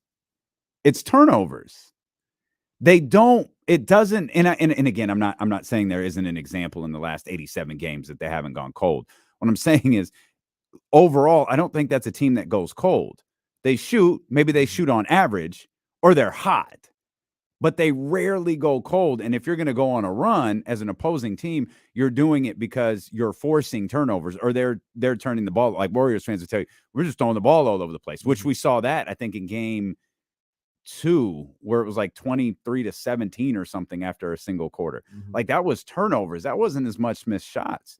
And that was something in listening to Malik's response right there, they're aware. Yeah, Clay's going to hit a one-legged behind the back hook shot with his eyes closed. Like, he's going to do that. That's what they do. Yeah. I don't know that the Draymond Dirk shot is one that they expected, That but was crazy. he did it. And they seem to be fully aware of that and understanding of that. I would you're right about everything you just said. Thank you. I'd be ready. Malik played 29 minutes last night. I'd be ready for 38 minutes if need be tomorrow night. And that's at the expense of Kevin Huerter. Yeah. I don't know. The tough part about Kevin Huerter too is I don't know how you get a feel for it quick. Like, it's almost this is almost the Terrence Davis thing again, the Chimezie Metu thing again, where it's clearly in his head. We all know it's in his head because of the way he's talking to the media. He, like every media person is like, man, Kevin was tough today. Kevin does not want to talk. Like, he's frustrated. And I understand. I understand that. I completely understand that. But it's also the thing, he's aware of it. And he's going to be aware of it at tip tomorrow. He's going to be aware of it that the team needs him. He's going to be aware of it that if he doesn't play well, he's going to get hooked. He's aware of what the fan base expects of him. He's aware of all of that stuff. And sometimes that can work to your detriment. It can fuel you for sure, but it can also work to your detriment, which we saw earlier this year. And I think you pinpointed it beautifully when we were talking about Terrence Davis, Chimezie Metu. There was a moment, I can't remember. It was Rashawn Holmes. It's like, Mike, you just put Rashawn Holmes out there to fail. Like, we all saw it. And Rashawn failed and didn't see the floor again. I worry, Kevin Huerter, kind of out there, not a lot of impact for 3 minutes. He gets the hook. That's it. Kevin Huerter, too active in the first 3 or 4 minutes.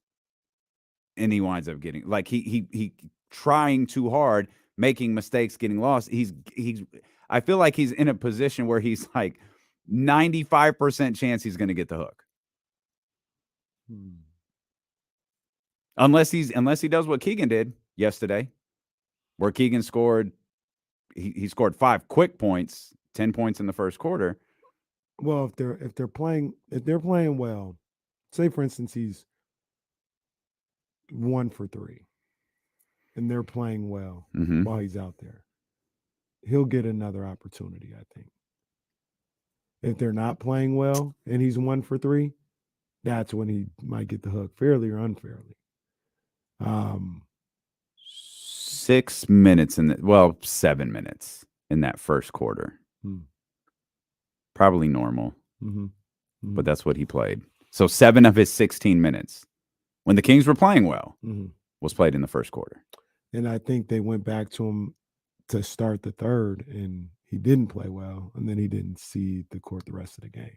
And that third was I don't even think they played bad. I don't know when he came out specifically, but he played 4 minutes and 46 seconds in the third. And I don't think it all fell down in the first 4 minutes. Maybe it did, but it felt like it was a little later in that third quarter when things started to get a little bit out of control. So I don't know how many minutes Kevin's going to play tomorrow, but this is a game where you go with your guys, man. And not saying that Kevin isn't one of your guys, but I'm a sink or swim with Malik Monk. That's one of those dudes that I'm a sink or swim with. It's the playoff push presented by Michelob Ultra. It's only worth it if you enjoy it. Let's get Kamara in here. 916-909-1320. What's up, Kamara? Kamara, what's going on, man? It's Kamara's shortest phone call ever. Kamara's shortest call ever. It's all right. Can you hear me? Oh, we got you, man. We got you. Yeah. All right. That wasn't me. That was your technical malfunction. Okay, calm down. Calm down. Listen, y'all already kicked off people out the chat. I'm just saying, y'all like the Kings right now, man. Y'all having some problems that you weren't having all year. You know. Ooh. Don't need this. Don't need this right now, Kamara. No. You guys are my guys, man. Listen, man. I don't even want to belabor the point. We all saw what happened last night. It was kind of a deflating loss. I think I'd rather we've lost by 20, because that could have been explained away. But the way we lost was just demoralizing, because they just kind of just out-muscled us, seeing them getting rebounds. But I'm going to pose this question to y'all, man, because, yes, tomorrow is win or go home and we have an opportunity to, but I really do think the Kings are going to go into this offseason, and I hate having this conversation, but they're going to really have to make some real tough decisions about what they want with this roster, because, our forward spot, obviously we're not getting rid of Keegan, and I love Harrison, but we cannot afford to have a soft spot in that 3-4 spot. Like, we cannot afford to have getting out rebounded in our forward spot. And so one thing we're seeing is that we need rebounding, we need length. I don't know what they do. And then another thing this is a down the road conversation, but Domas is gonna, he's a centerpiece of our team, but he clearly is getting out schemed in the playoffs. And is this the blueprint? And the Kings are gonna have to consider that. Is this the guy we want to pay $250-something million? Okay, Bonte Hill. All right, Bonte, calm down.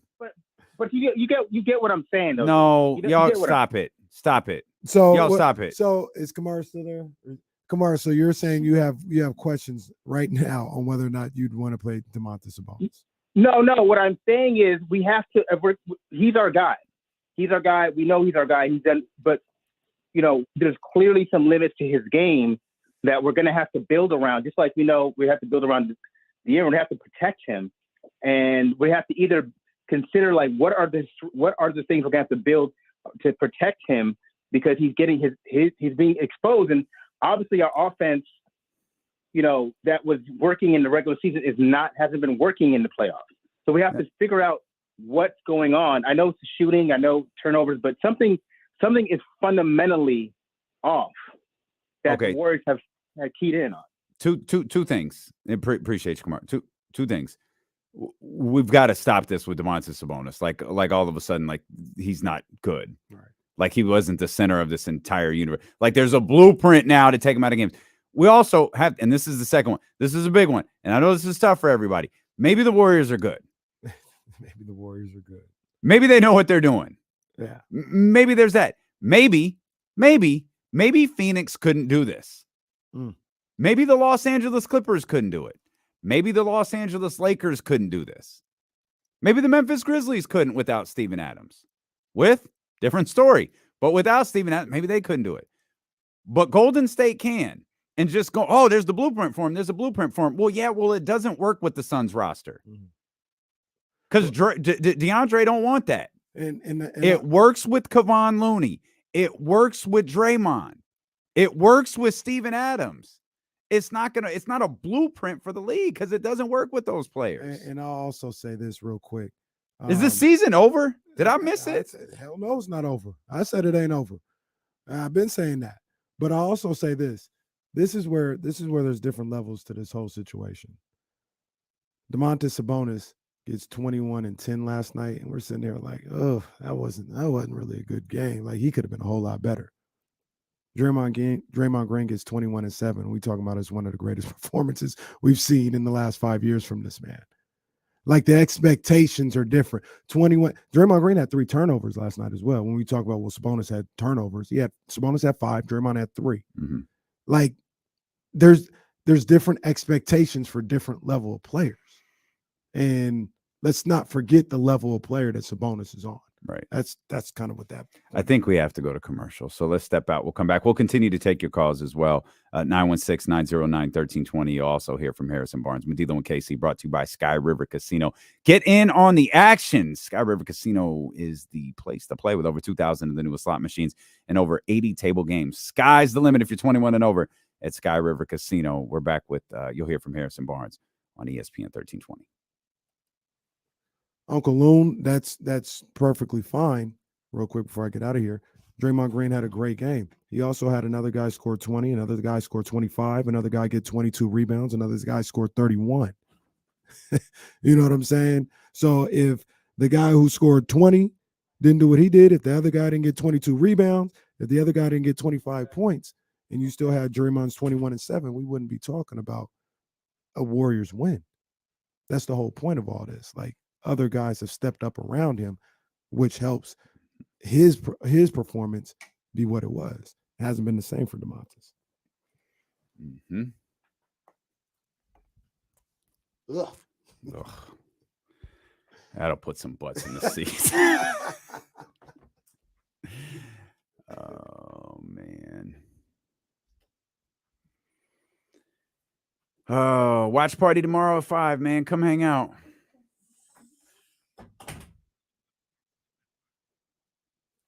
Don't. I don't even know if we have. Are you off at 4? Fuck, don't even do them today. I'm fucking tired and cranky. I'm kind of pissed that the stream got dropped. I mean, it's doing fine. Like, we'll still end up with the same. Yeah, I mean, we're at like 2,200 combined, so that's pretty cool. We appreciate y'all. Yeah, that's cool. That's cool. Oh, you're wrong, Uncle Looney. Where you at, Uncle Loon? Yeah, you're definitely wrong. I mean, maybe you didn't. Maybe you missed the start of the show. We both gave Draymond. I don't know if love's the right word, but he deserves a lot of credit, man. That boy. 1, he's very good. 2, he had the game of the season last year, and that's what separated Kings from the Warriors last night. They had the dude out there being a dog. They got that performance from, particularly an offensive performance from a player you wouldn't expect, and Kings weren't able to get that. I know, right? Sitting here drinking green juice like a sucker. How much you spent? Not a lot, but not a lot. True, not a lot, but I really do like the brand. I'm trying to put you. If y'all pay attention to the stuff I wear, you'll see a theme. I told Don is dope. I was gonna make some changes to my closet. And it was gonna take 2 years, and I'm about a year in, and I gotta. It's not. I was gonna say it's not really close, but I'm making some changes. What's your expectations for the draft? The NFL draft? Shit. I don't know. I'll read about it in the morning. I got a episode of Succession to catch up on.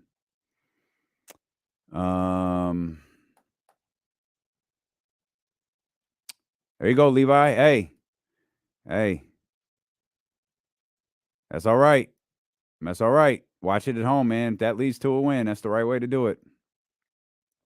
It's the right way to do it.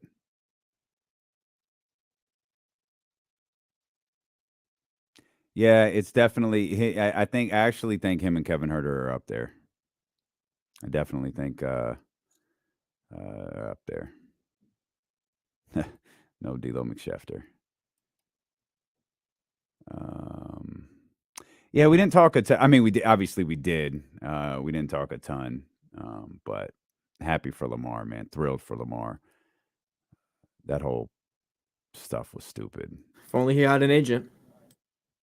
That's pretty great. He did. He got that done without an agent. Yeah. Which I just can't get over. I just think so many of those reports were such bullshit. Yeah, nothing was coming out of Lamar's side. It was all grasping at straws. Did you?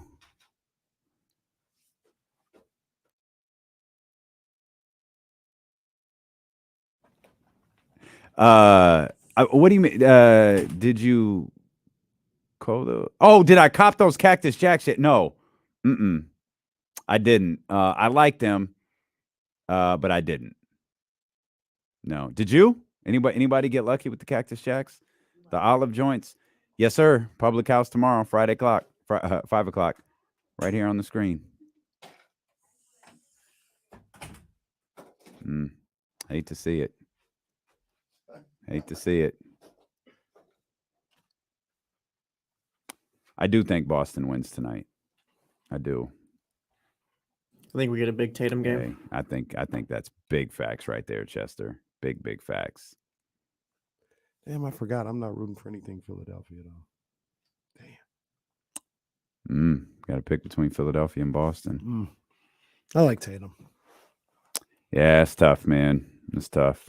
I know it's tough. That was going to be a hot cop too. I didn't even check the resale prices on those. Wait a minute. Is this true? I told you he was coming. I told you. Gosh. Oh my gosh. They call him the extender. That's a good thing. Hey, at this point, just take what we can get. If that's true, just take what we can get. Scott Foster masterclass tomorrow. Someone tell Scott Foster, hey, man, I heard Chris Paul's a big Dubs fan. Draymond getting thrown out in the first quarter. Scott Foster gonna be out there like Jimmy Butler. This is my shit. TNT's NBA playoffs coverage of Warriors Kings last night delivered the most watched round 1 game 5 on any network since 2014. Well, that's just because of Steph. Hashtag Steph Effect.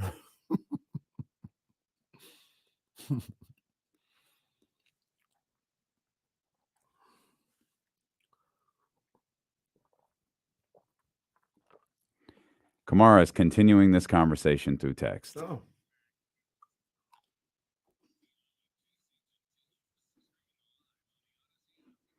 Uh, 916-909-1320. Now I'm being yelled at through text by Kamara. So that's it happens. That's always fun. At least it's not when you first wake up today. No, yeah, because I was up late. I got all this text live. Let's get back to the phones. We want to hear from you. 916-909-1320. Let's get Lewis in here. Lewis, what's going on, man? Hey, what's going on, fellas? I would ask you how y'all doing, but no, no. We're fine. I'm not doing that. Listen, hey, here's my thing. I just don't understand. Obviously, Coach Brown is Coach of the Year. With that being said, all the coaches remaining are all good coaches, and they're all fighting each other. They're all making adjustments. I just don't understand why we're not seeing Metu. I don't understand why we're not seeing Tyrone Davis. I would love to see the team that was winning all these games this year, that rotation, that group. And I'm curious about what you guys think about that. I think Alex Lynn came out like gangbusters his first 2 or 3 efforts. I thought last night's effort from Lynn was not up to par. And if it was me, I would have made a move to Metu. Herder hasn't been playing many minutes and so forth, so it's tough to say what's going on there. But Davis has played 0 minutes. What you guys think on that? The Davis thing isn't surprising. Truthfully, the Chemezi thing isn't surprising either. It might be interesting to see what happens tomorrow. Just because you've got no next. Yeah, you have nothing else to lean on. Yeah. If you think that if you think that Chemezi can help, let him help. Mm-hmm. If you think more Alex Lynn minutes helps, play Alex Lynn more. Like, read the game in the moment. And I don't know that Mike will do this, but I think you'll know what I mean. Rotations are out the window. Like, you don't have to follow the clock. You don't have to do what you normally do. What's work? De'Aaron hit 7 of 8. Cool. Why don't we go ahead and skip that Davion Mitchell sub right now?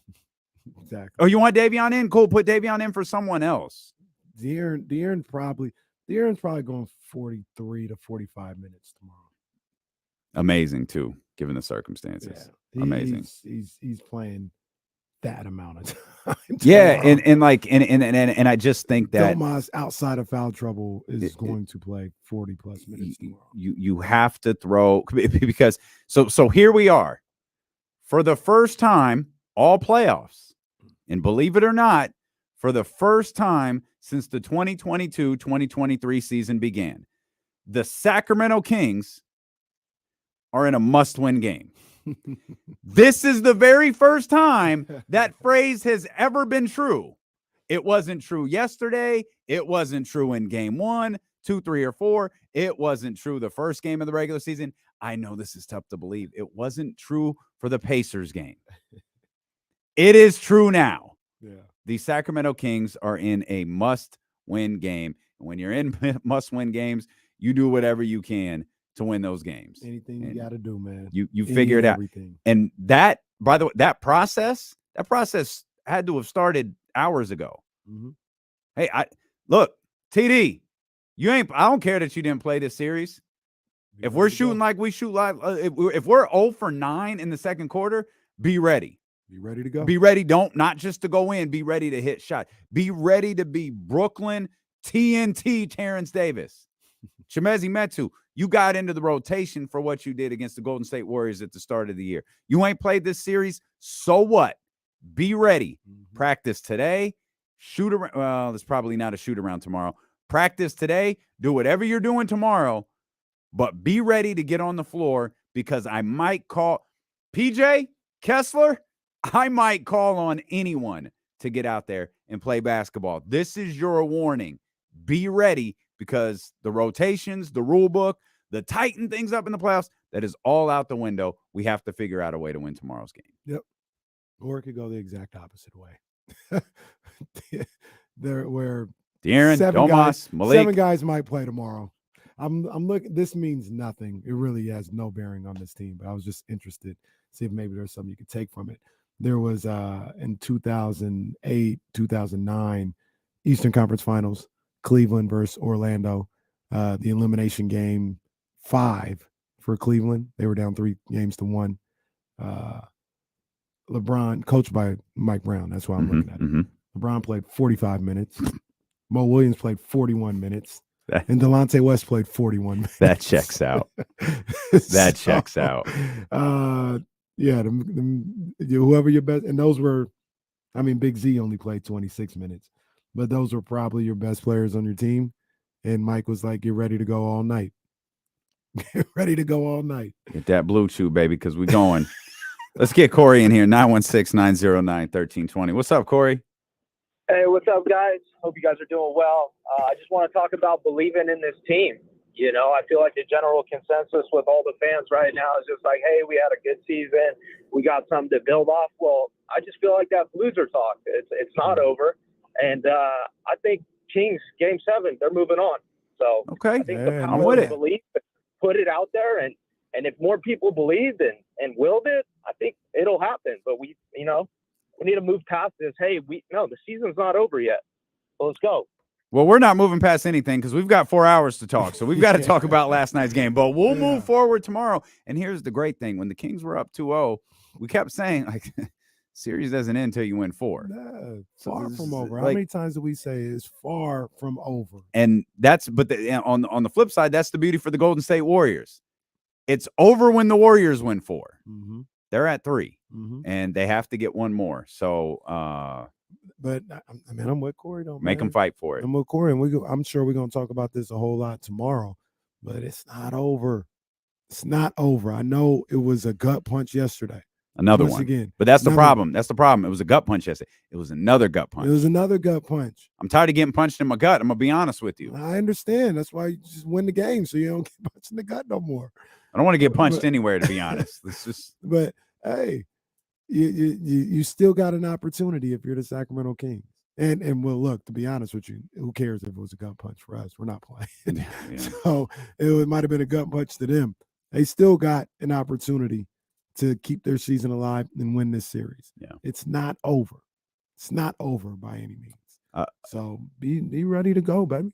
916-909-1320. Kamara's still yelling at me through text. Let's check in with Harrison Barnes. This clip is a little bit longer, so we'll quick. Tired of being Ryan Garcia over here. I would say, what was the takeaway from yesterday coming into today? I mean, just trying to put together a game tomorrow, give ourselves our chance against it. I mean, that's the biggest thing. You watch film, you see the areas that you can improve on, but you also have to give credit to them. Obviously, they played well last game. maybe we'll get on the road. Was that the best you've seen from them all series? I don't know if it's necessarily the best. Obviously, anytime you lose, you see things that you could do better, but they're really well. What did stand out to you in kind of rewatching film today? I mean, offensive rebounds and turnovers. I mean, those are the big things. I mean, anytime we're going to turn the ball over that much and then get stops and then get them offensive rebounds, a team like that, they're going to make you pay. See an extra shot going for Clay or Steph, or them getting an extra layup, it just gives them life. What do you feel like was causing those turnovers? A lot of them were just unforced on our end, just playing in the crowd. Not realizing that they're gonna load up in zone, so we just have to just be smart and about our kickouts. The second chance stuff aside, they shot, I think, close to 70% on twos throughout most of the game. Just what can you guys do defensively to keep them from getting to the win the season as they did? Do a better job of keeping the ball in front. I think it starts there, but also just realizing they're the active cutting team. They're getting a lot of uncontested layups, especially on the weak side. So, for us, we just have to do a better job of just protecting our paint. What confidence do you it's always tough to hear. Like, Harrison's always going to, and I don't know why I always seem to hit pause at the perfect time for Harrison Barnes, but I always get HB. Dr. David. I always get HB at the right time. I don't know why that is, but the day after, you're always aware of what happened, right? You're always aware of the mistakes and the question is now, how can you realistically fix them? He talks about cutting. It's a cutting team. We got to protect our weak side. Well, you outlined the struggles in that earlier, and it's not. To be fair to the King, it's not a necessarily a defensive struggle as much as it is. You've got to decide what you're going to do. That's the offense. That's the Golden State Warriors. You're going to have to decide what you're going to do because there's good odds, regardless of what they're going to make you pay for it. Mm-hmm. And sometimes you just hope they miss. Some of the things that, like the way, because I think it starts up top, right? It starts with guarding Steph and Clay, and you got to decide how you're getting over those screens, how you're going to guard that screen. Are you going to trap, which leads you susceptible to Looney, getting the ball in the middle of the key and hitting either the cutter or the open guy for a three? Are you going to switch and now you got your big on an island with Steph Curry? Mm-hmm. Or are you going to hedge hard and then let your guard get back and you got to work? That also puts a different type of stress on your defense, things of that nature. I think the answer, and to be honest with you, like we saw it in the game, like the times that they scored gets highlighted because they scored, and that's frustrating. But I think you see a combination of all of them. They didn't trap every time. There was times when they hedged or, maybe even switched, or Davion and them got around, and once they got around, the guy came back. So you just got to keep giving different looks. And I'm a firm believer of, especially a team like the Warriors, just not giving them the same look all the time. So they'll figure that out. Whatever the look is, they'll figure it out and they'll exploit it if they know what's coming every time. You just keep giving them different looks. You can't overreact to the results of one of your three coverages. made threes in a row. Yeah. If that's your plan, if you're like, hey, for the next 3 pick and rolls or the next 3 times down, or next 5 times down, we're going to switch. If they hit 2 threes, in 2 of the 5 possessions, you can't just get out of it now. Like, you got to. This is our game plan. This is what we're gonna do. This, we have a reason for saying we would do this. Let's trust it. Trust the whole game plan that we put together. So the Warriors put pressure on you. That's just what they do. They put pressure on you, and not easy to defend. You remember when we were yelling, I don't know what to do. It's too different. Is it? No. Because I asked that. Now let me tell you why I asked that. There was Mike, particularly Mike Brown, talked a lot about. It felt like for a couple of days, a couple of games, about officiating. Probably, I mean, you've pointed, probably since the Domas situation, the Domas Draymond Green game 2, the attention, the JJ Redick stuff, which they were very well aware of. All of that. We've heard Mike, and I don't think we did going into Game 5, but certainly Games 3 and Game 4. There was talks of officiating, and we heard Mike talking about hunting for fouls. Like, that's not going to happen. It's not. It's not. We're not going to get that. Mm-hmm. Do you think that maybe they weren't prepared for that? Like, and I used the joke of it's so different, I don't know how to handle it. But maybe this is an aspect that is different, and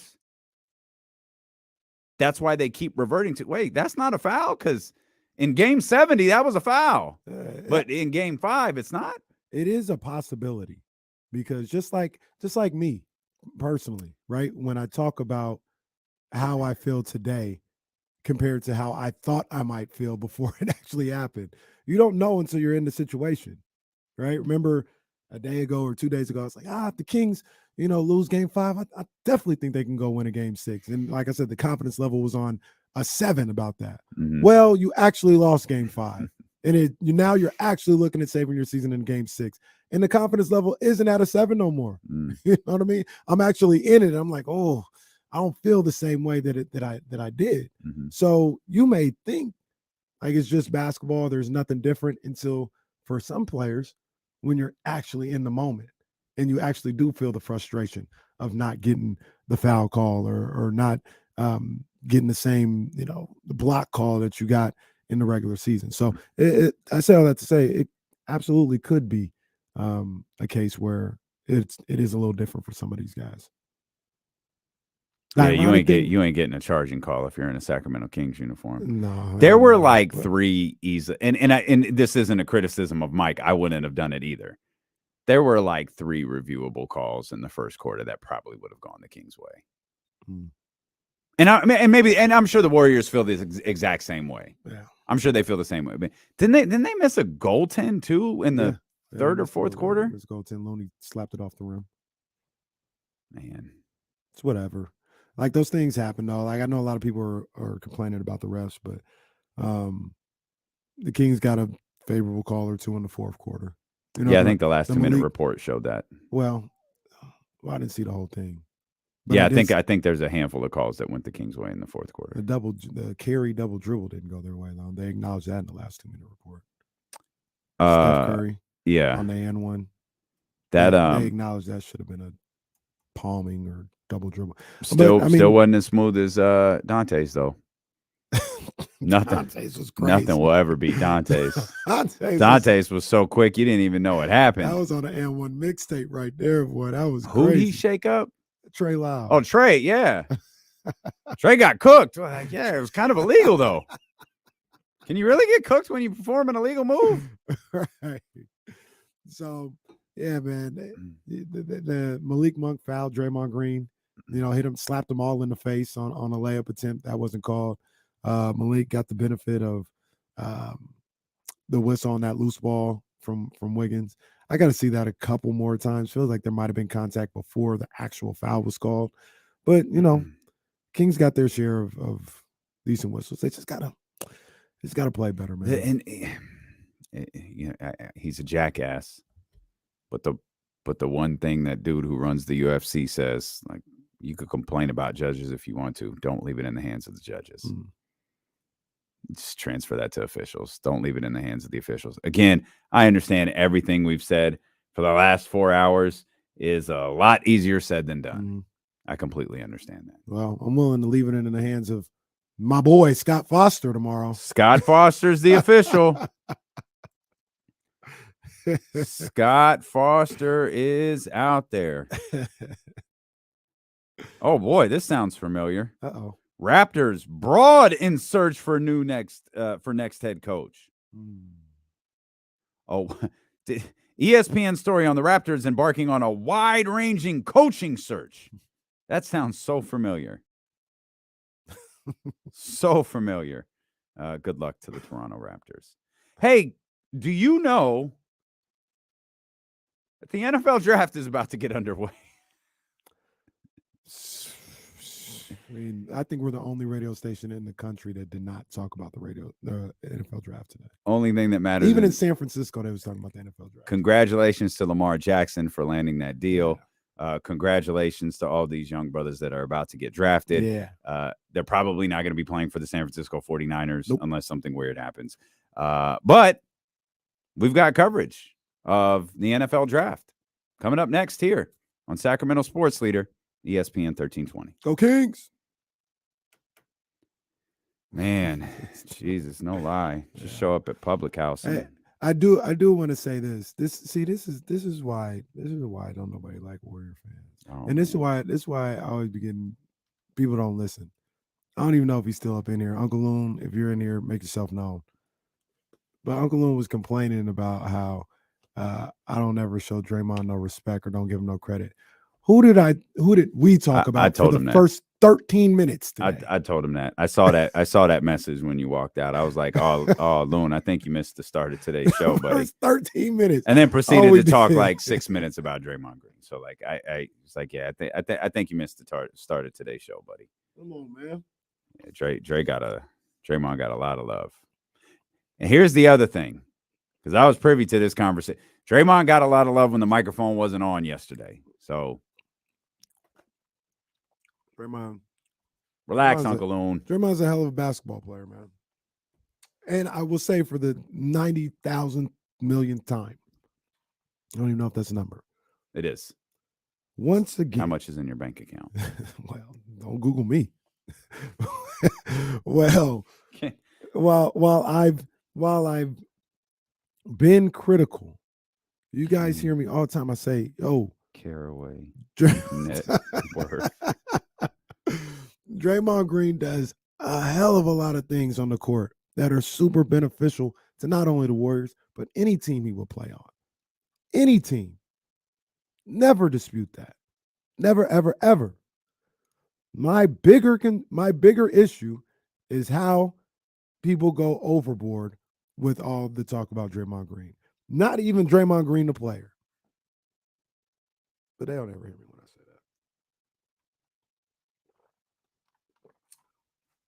that. Like statements like they wouldn't have any of the rings without Draymond. That's just not true. Yeah, that's a wild one. Oh no, Kenny Caraway net worth at death. Oh, no. I don't want it today. I'm looking at your muck rack profile. That thing, tumbleweeds going over that thing, man. Boy. All right, man. We love y'all. Thanks for bearing with our little technical difficulties today. We'll get ready, man. Where go TC? Look at TC. He got cut off on his phone carrier, cut him off, but he's back in the chat. All right, TC. We'll be a 4-hour pregame show with the 5:00 start tomorrow, and then we'll race out to Public House, hang out, have some food, really good French fries, and some drinks. So we will. Well, the Raptors are going to need to calm their asses down. Jordy Fernandez is on the Raptors list of potential candidates. Well, we'll decide if we allow that. We appreciate y'all, man. Hit the thumbs up before you go. Even if you already did, you got to, do it again, please. We'll see you guys tomorrow.